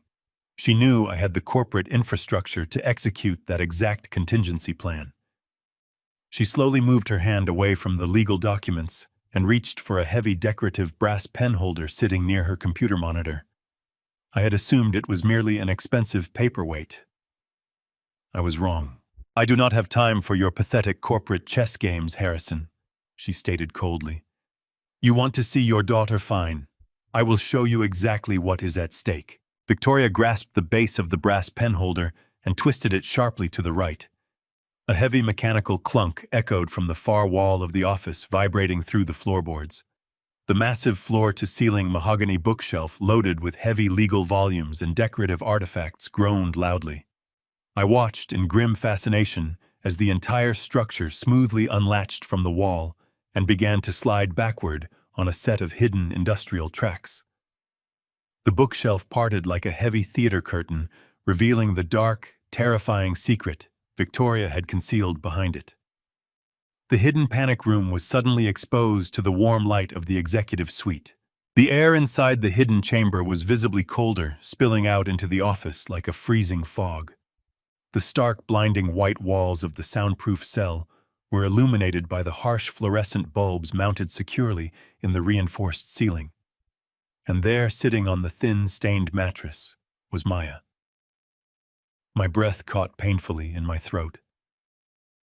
Seeing her through the digital screen of a stolen surveillance feed was agonizing, but seeing her in person, breathing the same air, was a profound physical shock. She looked incredibly fragile. Her clothes were loose and unwashed. Her beautiful face was pale, drawn tight with severe malnutrition and relentless psychological terror. The heavy steel chain securing her ankle to the floor clanked loudly. She slowly raised her hands against the painfully bright light, trembling violently. My heart shattered into a million jagged pieces at the sight of her. Maya, my brilliant, vibrant daughter, had been reduced to a fragile ghost, chained like an animal, in a freezing, sterile box right beneath my feet. A strangled, agonizing sob ripped from my throat. I surged forward, every instinct in my body screaming to tear the heavy steel door off its hinges and crush the life out of the people who put her there. But Vargas was infinitely faster. He rammed the heavy steel suppressor of his pistol hard against the bridge of my nose, snapping my head back and forcing me violently down into the leather chair. The cold metal left a stinging bruise across my skin. "Stay exactly where you are, old man," Vargas warned, his voice low and vibrating with absolute lethal intent. "One twitch, one sudden breath, and I will scramble your brains across this expensive mahogany desk." Victoria walked slowly around the desk, her high heels clicking rhythmically against the polished hardwood floor. She moved with the predatory grace of a spider, trapping a fly in its web. She stood directly between me and the open vault door, completely blocking my view of my weeping daughter. A chilling, triumphant smile stretched across her face, completely devoid of any human empathy. She had finally dropped the heavy, exhausting mask of the grieving, supportive wife. The woman standing in front of me was a hollow, calculating monster, fueled entirely by sociopathic greed and pure survival instinct. "You really thought you understood this game, Harrison?" sneered, her voice echoing with a dark, melodic cruelty. "You thought I was just another greedy socialite looking for a comfortable retirement fund. You thought I married you because I wanted a massive mansion and a platinum credit card. You have always been so incredibly arrogant, so completely blind to the reality of the world operating right outside your pathetic corporate bubble." She leaned over the desk, resting her hands flat against the glass, bringing her face uncomfortably close to mine. "I did not target you for your wealth, Harrison. I targeted you out of absolute terrifying necessity. 5 years ago, I made a catastrophic error in judgment. I invested heavily in a shadow development project operating out of Sinaloa. I borrowed $50 million from the exact people Mateo represents. When the federal authorities raided the compound and seized the assets, my cartel investors did not write it off as a business loss. They demanded their principal capital back, along with an astronomical premium. They gave me an ultimatum: find the money, or they would methodically dismantle me piece by piece. I stared at her, feeling the cold, sickening truth washing over me. "You were always a stepping stone, Harrison," she whispered, her dark eyes flashing with malicious delight. "You were nothing more than a convenient, highly liquid asset waiting to be harvested." The sheer magnitude of her deception was suffocating. I struggled to process the timeline she was laying out. 5 years ago, my first wife, Eleanor, was still alive. Eleanor had been healthy, vibrant, and fiercely protective of our family assets.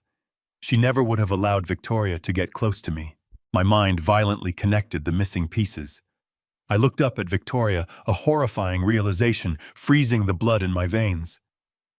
Eleanor did not die of a sudden neurological failure, I choked out, my voice trembling with raw, unfiltered horror.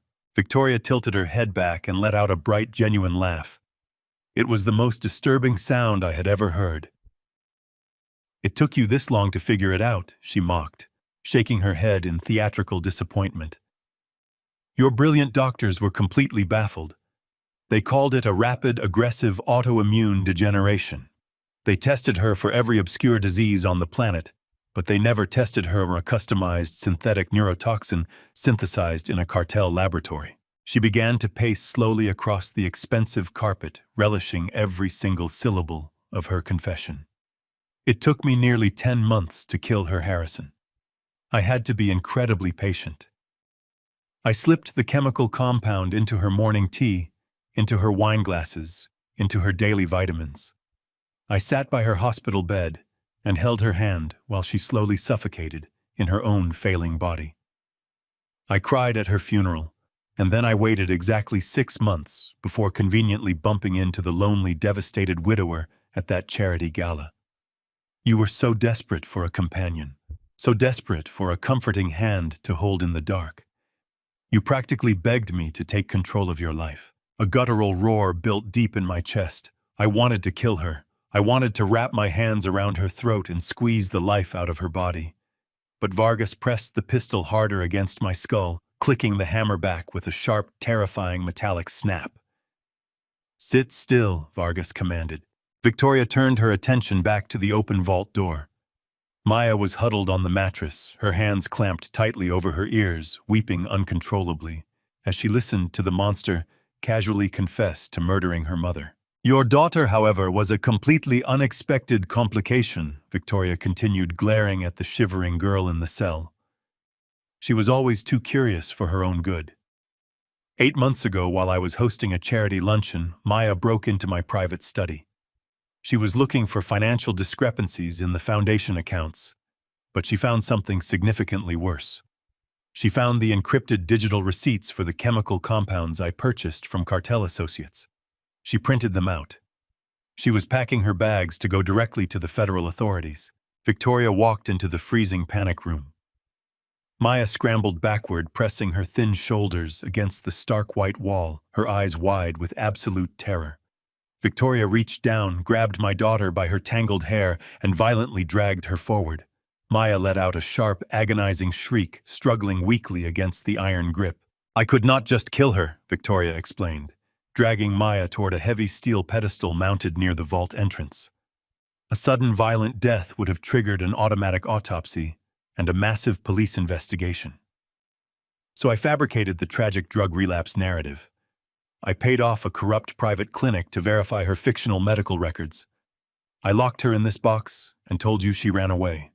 I let your own paternal guilt completely paralyze your judgment while I systematically drained your accounts." Victoria forced Maya down onto her knees in front of the steel pedestal. A sleek black biometric scanner was embedded in the center of the metal console. "The Elysium Trust is heavily fortified," Harrison Victoria stated, her voice returning to its cold, sociopathic rhythm. "The primary security protocol requires dual authentication. It requires your absolute legal proxy, which you are going to sign right now, and it requires the direct biological confirmation of the primary beneficiary." She violently pushed her trembling right hand onto the biometric scanner. The console immediately chimed twice. "Now sign the final release, or Damien puts a bullet in your head," and I gassed the girl. The metallic click of the pistol hammer locking into place echoed in the freezing air spilling from the open vault. Mateo Vargas stood completely still, his dark eyes devoid of any human hesitation.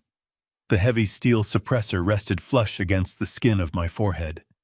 I could feel the cold, unforgiving circle of the muzzle pressing directly into bone. Most men would have broken right there. Most men would have grabbed the heavy silver pen, dropped to their knees, and surrendered their entire corporate empire just to buy one more breath. But I was no longer an ordinary man. I was a father who had already walked through the darkest, most agonizing valleys of grief, and I had returned with a heart forged of absolute iron. I did not look at the gun. I did not look at the heavily armed cartel enforcer holding it. I looked straight past them both, focusing my entire existence on the fragile, shivering girl kneeling on the cold floor of the panic room. Maya was staring back at me. Her wide, terrified eyes were silently begging me to save her. But beneath the absolute terror, I saw the flickering, unbreakable ember of my daughter. I saw the brilliant, resilient young woman who had bravely tried to expose a murderer. I held her gaze, refusing to let the panic bleed into my expression. I needed to silently communicate to her that the endless nightmare was finally coming to an end. I softened my eyes, sending a silent, unconditional wave of love and absolute reassurance across the room. I held my posture perfectly rigid, conveying a quiet, indestructible strength. I watched the frantic, shallow rhythm of her breathing begin to marginally slow. She saw the subtle shift in me. She saw the corporate titan who had ruthlessly conquered every adversary he had ever faced, not the weeping, defeated ghost Victoria had paraded around the estate for the past 8 months. I slowly turned my attention back to the monster standing near the biometric scanner. Victoria was breathing heavily, her chest rising and falling with predatory anticipation. She fully expected me to crumble. She expected me to sob and beg for my daughter's life. Instead, I leaned back against the plush leather of the chair, folding my hands casually in my lap, completely ignoring the loaded weapon aimed squarely at my skull. "You actually believe this is going to work, Victoria?" I asked. My voice was incredibly calm, resonating with a deep, authoritative cadence that seemed to catch her entirely off guard. "You truly believe you can wire $80 million into untraceable offshore cartel accounts, murder an esteemed corporate executive and his daughter in a downtown charity office, and simply walk away, scot-free, to enjoy your spoils? Sign the paper, Harrison," she commanded, her voice rising in pitch, the polished aristocratic veneer beginning to show severe fractures. I shook my head slowly, adopting a look of profound, mocking pity. "Your accounting was always incredibly sloppy, Victoria. It was the very first thing I noticed when we married. You possess a remarkable talent for spending other people's money, but you possess absolutely no talent for covering your digital footprints.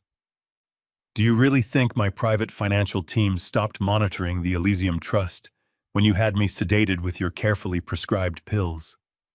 Do you think I did not have algorithmic safeguards tracking every single unauthorized inquiry made into my personal estate? I have known about your catastrophic shadow investments for weeks.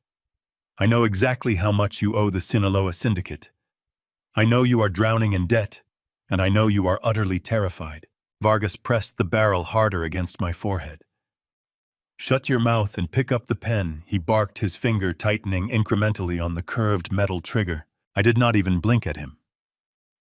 "You hired a cartel enforcer to play a glorified bodyguard." I continued, my gaze fixed relentlessly on Victoria.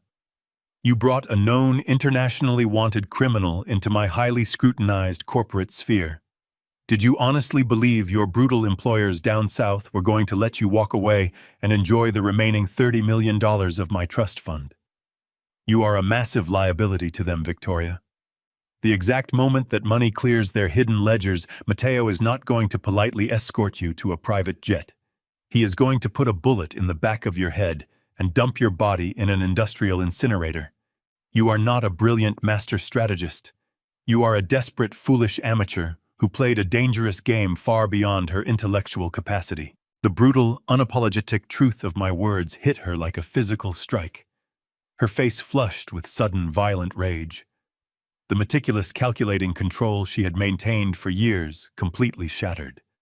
She shrieked a raw, guttural sound of pure, helpless frustration and completely abandoned the biometric pedestal.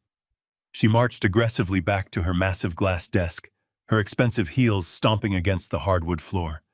She snatched the glowing digital tablet from its charging dock, her hands trembling with unchecked fury.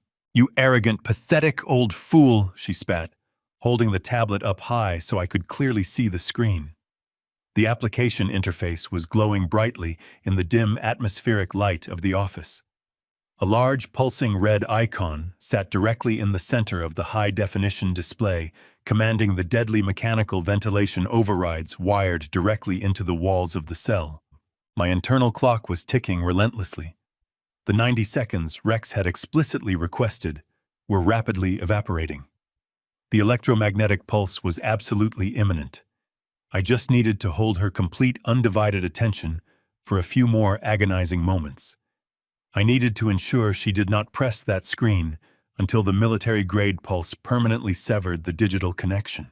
"You think you have beaten me," Victoria screamed, her voice echoing wildly off the soundproof walls. "You think your brilliant corporate safeguards mean anything in this locked room. I have the ultimate authority right here in my hand. I control who breathes and who suffocates. I spent a year orchestrating this exact moment. I slowly poisoned your first wife. I locked your precious daughter in a frozen cage. I broke your mind until you were crying and begging me to take your money. And now you sit there looking down the barrel of a gun, trying to lecture me on strategy." I remained entirely impassive, my face a mask of cold, unyielding stone. "You are stalling, Victoria," I taunted softly. You are stalling because you know I am absolutely right. You know the cartel is going to execute you the moment you outlive your usefulness." She let out another furious shriek, her composure entirely gone. She raised the tablet higher, her thumb hovering mere millimeters over the pulsing red execution command. Mateo cocked the hammer she ordered, her voice completely unhinged. Vargas manually pulled the slide of the heavy pistol back a fraction of an inch, ensuring a deadly round was perfectly chambered and ready to fire. The metallic scraping sound was deafening in the enclosed space. He shifted his athletic stance, bracing himself to absorb the imminent recoil. "I have had enough of your arrogant corporate lectures," Victoria yelled, stepping quickly around the desk so she was standing directly beside the cartel enforcer. She pointed the glowing tablet toward me, her thumb shaking violently over the smooth glass screen. "You have exactly 10 seconds to pick up that silver pen and sign the final release." My internal countdown reached the final 5 seconds. 5. 10 seconds. Harrison. Victoria screamed, her beautiful face contorted into a terrifying mask of absolute desperate madness. "Sign it right now." 4. I looked directly past the lethal gun, past the glowing digital tablet, and held my beautiful daughter's terrified gaze one last time. 9. Victoria shouted, her voice completely cracking. 8. 7. 3. I slowly lowered my hands from my lap, pressing my palms flat against the soft leather armrests of the chair, preparing my muscles for the violent, explosive shift in gravity. 6. 5. If you do not sign that paper, I will press this button and I will watch the girl suffocate, she threatened, her thumb grazing the very edge of the deadly red icon. 2. I took a deep, steadying breath, pulling the cool, conditioned air deep into my lungs. "Sign it," she commanded one final time, her voice reaching a hysterical, frantic pitch. 1, 0. "I think I will pass," I said, my voice cutting through the thick, toxic air of the executive office like a freshly sharpened blade. I did not blink. I did not move my head away from the cold steel of the heavy suppressor pressed firmly against my skin. Instead, I calmly shifted my left hand from the armrest of the plush leather chair and brought my thumb to rest against the edge of my brushed steel wristwatch. I looked directly into Victoria's eyes, watching the absolute certainty of her impending victory radiate from her beautiful, monstrous face. She fully believed she had won. She fully believed my spirit was broken and my daughter was about to die. I pressed the hidden button on the side of the metal casing. The mechanical click was entirely silent, swallowed by the heavy tension of the room, but the reaction was instantaneous and apocalyptic. The localized electromagnetic pulse detonated. There was no massive fireball, no deafening explosion, no concussive shockwave to throw us across the room. Instead, it was an invisible, catastrophic wave of highly concentrated energy that instantly ripped the life out of every single microchip within a 50-foot radius. The resulting death of the electronic world was profound and immediate.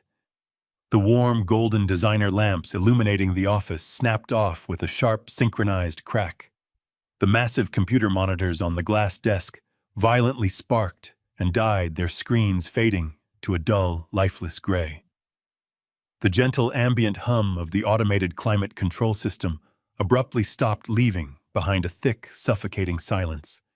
Even the subtle, barely audible buzz of the digital locks securing the heavy oak doors vanished. The transition from a brightly lit, high-tech executive suite to an absolute pitch-black tomb took less than a fraction of a second. The sudden darkness was completely disorienting, a heavy physical curtain that dropped over my eyes and instantly stole my vision. For a single suspended heartbeat, the room was trapped in a vacuum of total confusion. Then the panic set in. Through the absolute darkness, I heard the frantic, desperate sound of flesh slapping against glass. Victoria was blindly stabbing her fingers against the screen of her tablet. Her breathing had completely lost its controlled sociopathic rhythm, replaced by rapid, shallow gasps of genuine terror. "Nothing is happening," she shrieked, her voice echoing shrilly off the soundproof walls. "The screen is dead. The entire system is completely unresponsive. Mateo, the override, is not working. The panic in her voice was absolute music to my ears. The brilliant, flawlessly executed trap she had spent 8 long months building had just been completely neutralized by a single invisible pulse of energy. She tapped the dead glass harder, the frantic clicking sound serving as a pathetic rhythm to her rapidly unraveling sanity. "Turn the power back on," she commanded the empty darkness, as if her sheer aristocratic will could somehow force the fried microprocessors back to life. Beside me, Mateo Vargas let out a vicious curse in Spanish. The seasoned cartel enforcer instantly realized the gravity of the tactical situation. The sudden localized power failure was not a mere coincidence or a municipal blackout. He knew they were under attack. The heavy barrel of the suppressed pistol shifted away from my forehead as Vargas instinctively stepped back, moving to place his back against the nearest solid wall to minimize his exposure. He was completely blind in the windowless office, relying entirely on his combat training to survive. He began to issue rapid, aggressive orders to Victoria, demanding she drop the useless tablet and get behind the heavy glass desk. But Victoria was entirely consumed by her own failure, still desperately clawing at the dead screen, completely unwilling to accept that her $80 million prize had just vanished into the dark. I did exactly what Rex had explicitly instructed me to do. I threw myself out of the leather chair, diving hard toward the floor and rolling tightly under the thick, protective overhang of the heavy mahogany desk. I curled my body into a tight ball, wrapping my arms over my head and squeezing my eyes shut. I had perfectly played my role. I had delivered the Trojan horse. I had successfully held their undivided attention for the crucial 90 seconds. Now it was time for the absolute devastation to begin. The reinforced architectural skylight, positioned directly above the center of the office, suddenly shattered inward with a catastrophic, deafening crash. Hundreds of jagged shards of thick-tempered glass rained down from the ceiling like a violent crystalline hailstorm, smashing against the furniture and ripping into the plush carpet. Before the heavy glass had even finished hitting the floor, 3 compact metallic canisters dropped through the open hole in the roof, bouncing harshly against the hardwood. Vargas roared in the darkness, blindly raising his weapon toward the shattered ceiling, desperate to acquire a target. He never even had the chance to pull the trigger. The stun grenades detonated simultaneously. The enclosed soundproof office amplified the explosive force tenfold. A blinding, searing flash of pure white light instantly obliterated the pitch-black darkness burning through my tightly closed eyelids with agonizing intensity. It was brighter than staring directly into the midday sun. A fraction of a second later, the concussive bang hit. It was a massive physical wall of sound that violently hammered against my chest and completely ruptured my sense of balance. Even with my hands clamped tightly over my ears, the noise was absolutely paralyzing. A high-pitched, continuous ringing immediately flooded my head, drowning out the terrified screams of my wife and the heavy thud of the cartel enforcer hitting the floor. The flashbangs were designed to completely overload the sensory processing centers of the human brain, inducing instant crippling vertigo and absolute blindness. Victoria and Vargas were completely incapacitated, their nervous systems violently scrambled by the sheer concussive force of the military-grade pyrotechnics. Through the ringing in my ears and the harsh, strobing after-images burning my retinas, I felt the heavy vibrating impact of boots hitting the floorboards. Rex Carter and his elite tactical team dropped through the shattered skylight like heavily armored shadows falling from the sky. They moved with terrifying absolute precision. There was no shouting, no hesitation, no wasted motion. They were a perfectly synchronized machine of pure kinetic violence. In the lingering chaotic haze of the stun grenades, I watched a massive figure clad entirely in black tactical gear step smoothly over the broken glass. He approached the disoriented, reeling cartel enforcer with ruthless efficiency. Vargas was crawling blindly on his hands and knees, desperately trying to locate his dropped weapon. A heavy combat boot swung forward, striking him violently beneath the jaw with a sickening crunch. Vargas collapsed onto the carpet, completely neutralized before he could even process the direction of the brutal strike. Victoria was cowering helplessly against the cold wall, whimpering uncontrollably as two masked operatives swiftly secured her trembling wrists with heavy industrial zip ties. The unprecedented, highly volatile silent breach was perfectly executed without a single casualty, and the absolute uncontested control of the room was finally mine, completely mine. "I think I will pass," I said, my voice completely steady as I lifted my left hand and pressed the hidden button on the side of my brushed steel wristwatch. The mechanical click was entirely silent, swallowed by the heavy tension radiating through the executive suite, but the reaction was instantaneous and absolutely apocalyptic. The localized electromagnetic pulse detonated with devastating precision. There was no massive fireball, no deafening explosion, and no concussive shockwave to throw us violently across the room. Instead, it was an invisible, catastrophic wave of highly concentrated energy that instantly ripped the life out of every single microchip and electronic circuit within a 50-foot radius. The resulting death of the digital world was profound and immediate. The warm golden designer lamps illuminating the office snapped off with a sharp synchronized crack. The massive computer monitors on the glass desk violently sparked and died, their vibrant screens fading to a dull, lifeless gray. The gentle ambient hum of the automated climate control system abruptly stopped, leaving behind a thick, suffocating silence that pressed heavily against my eardrums. Even the subtle, barely audible buzz of the biometric scanner pedestal and the digital locks securing the heavy oak doors completely vanished. The transition from a brightly lit, high-tech corporate fortress to an absolute pitch-black tomb took less than a fraction of a second. The sudden darkness was completely disorienting, a heavy physical curtain that dropped violently over my eyes and instantly stole my vision. The digital execution command Victoria had been holding over my head was entirely neutralized, permanently erasing her leverage and plunging her brilliant, deadly trap into total, irreversible darkness. For a single, suspended heartbeat, the room was trapped in a vacuum of complete sensory deprivation. Then the absolute panic set in. Through the thick, ink-black void, I heard the frantic, desperate sound of human flesh slapping violently against smooth glass. Victoria was completely unequipped to handle the sudden loss of tactical superiority. Her meticulous, perfectly calculated extortion plot had depended entirely on having absolute control over the digital environment, and now that environment was completely dead. She was blindly stabbing her trembling fingers against the unresponsive screen of her tablet, desperately trying to force the lethal command through the fried circuits. Her breathing had completely lost its controlled sociopathic rhythm, replaced by rapid, shallow gasps of genuine, unadulterated terror. "The screen is dead," she shrieked, her voice echoing shrilly off the soundproof walls of the executive suite. "The entire system is completely unresponsive. I press the button, but nothing is happening." The sheer panic in her voice was absolute music to my ears. The brilliant, flawlessly executed trap she had spent 8 long months building had just been neutralized by a single invisible pulse of energy. She tapped the dead glass harder, the frantic, repetitive clicking sound serving as a pathetic rhythm to her rapidly unraveling sanity.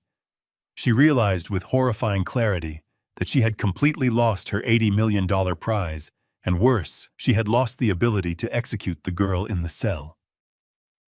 "Turn the power back on right now," she commanded the empty darkness, screaming with raw desperation, as if her sheer aristocratic will could somehow force the utterly destroyed microprocessors back to life. But the tablet remained a useless dead piece of glass in her shaking hands. Beside her, Damien reacted with the lethal, conditioned reflexes of a professional cartel enforcer. He did not waste precious breath screaming at the darkness like Victoria. The sudden localized power failure was not a mere municipal blackout, and his finely tuned combat instincts immediately recognized the gravity of the tactical shift.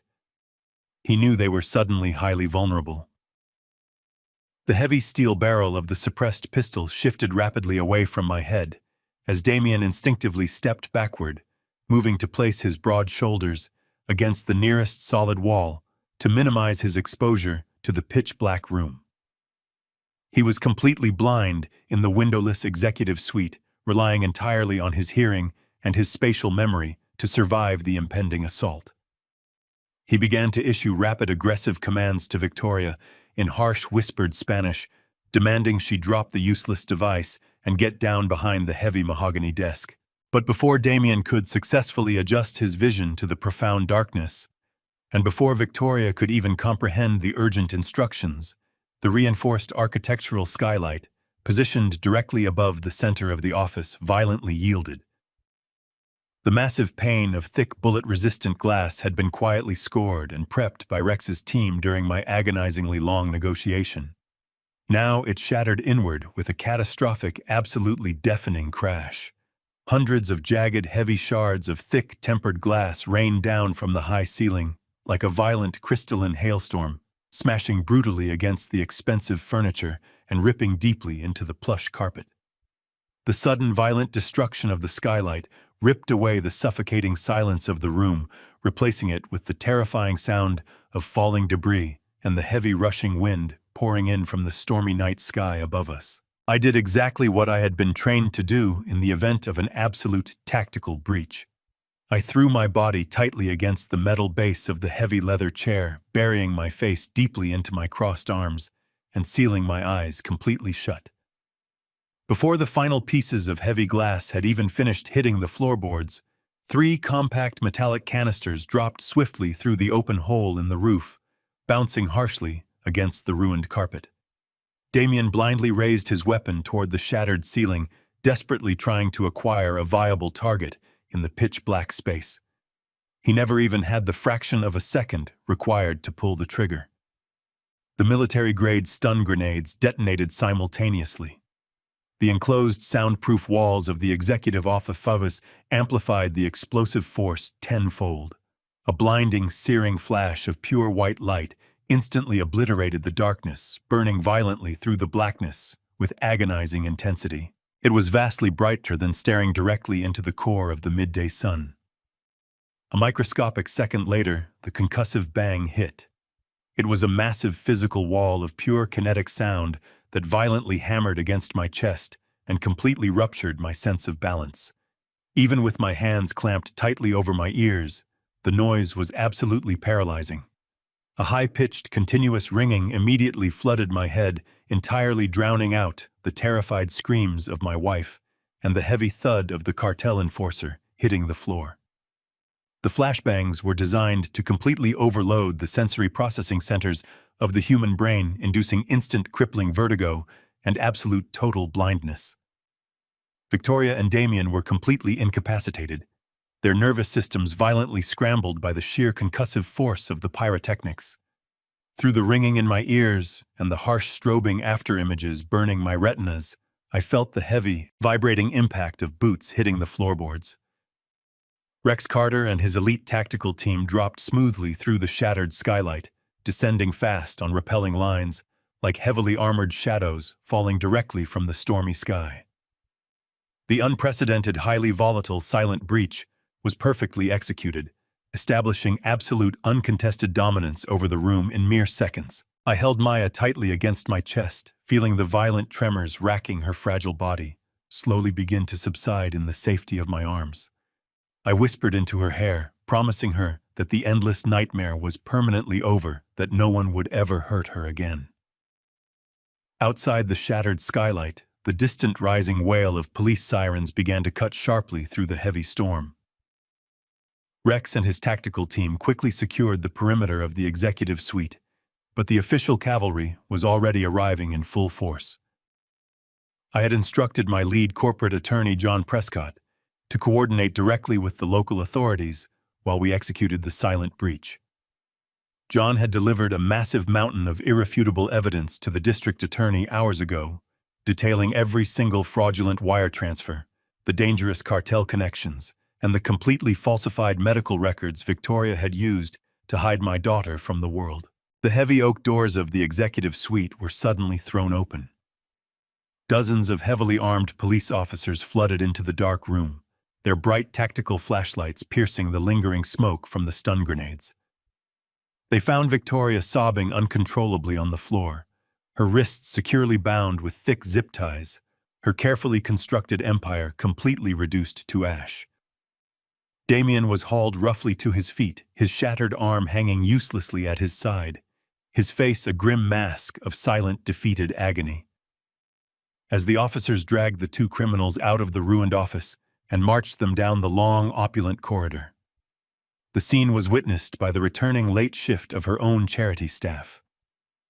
The very people Victoria had manipulated and used to build her pristine philanthropic facade watched in stunned absolute silence as their angelic leader was paraded past them in cold steel handcuffs. Her flawless public reputation was instantaneously and permanently obliterated. By the following morning, the federal authorities had completely taken over the investigation. The FBI immediately seized Victoria's frozen offshore accounts and began systematically dismantling the lethal cartel network she had so foolishly entangled herself with. She was facing multiple life sentences in federal prison, entirely isolated and universally despised by the society she had tried to conquer. But I did not care about her impending trial. I did not care about the massive media spectacle that erupted around my family. My entire existence was completely focused on one single vital objective, which was Maya's physical and mental recovery. I immediately liquidated the fraudulent charitable foundation, tearing the Elysium Trust down to its very studs. In its place, I established a genuine, heavily endowed foundation dedicated entirely to rescuing and rehabilitating victims of severe psychological and physical abuse.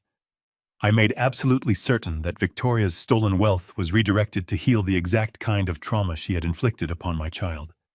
Maya spent months in a specialized, highly secure recovery facility, surrounded by the absolute best trauma specialists the world could offer. It was a slow, agonizingly difficult journey, but piece by piece my beautiful daughter returned to me. Today, as I stand by the massive glass windows of my corner office looking out over the sprawling global logistics empire I built from nothing, I feel a profound sense of peace. The corporate legacy, the billions of dollars, the vast fleets of ships and planes, none of it truly matters to me anymore. The only legacy that holds any real value is the brilliant, resilient young woman standing right beside me, fully prepared to take the reins when the exact right time finally comes.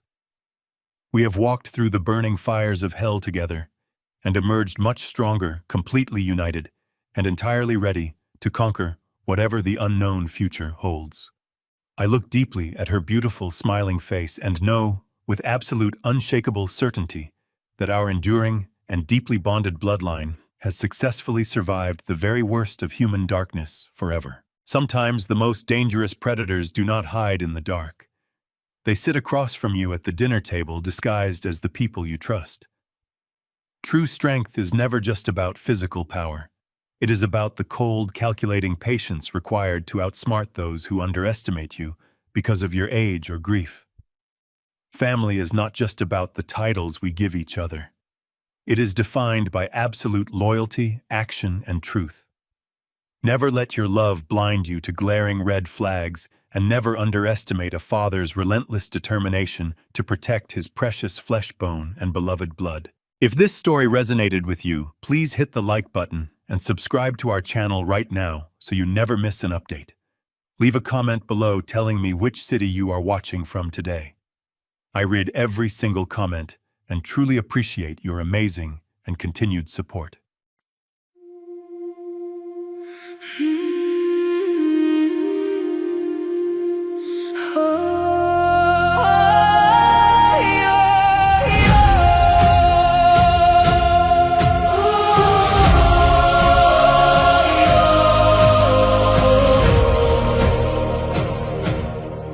I used to ride upon your shoulders, thinking you could touch the sky. Every road felt less uncertain when I saw the world through your eyes. You were stronger than the mountains, taller than the northern pines. And when the winter winds were coming, you would stand between them and I. Time kept moving like the river, years slipped slowly out to sea.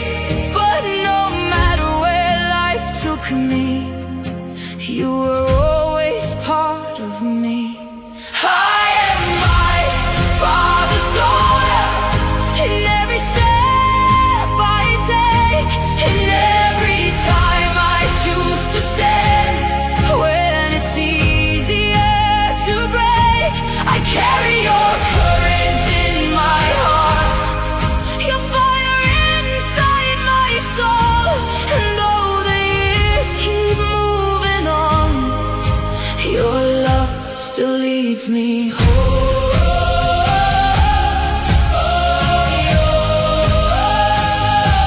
You taught me strength is not in power, but in kindness when it's hard. You taught me how to keep on going when the road grows cold and dark. Every lesson, every story, every laugh around the flame lies within me like an echo, calling softly through my name. And when I face my greatest battles, when I feel I can't go on, I can hear your voice beside me saying, child, you're stronger than you know.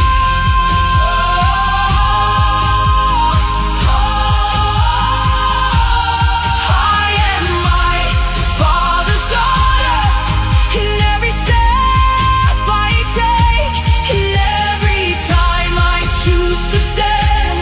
When it's easier to break, I carry your courage in my heart, your fire inside my soul. And though the years keep moving on, your love still leads me home.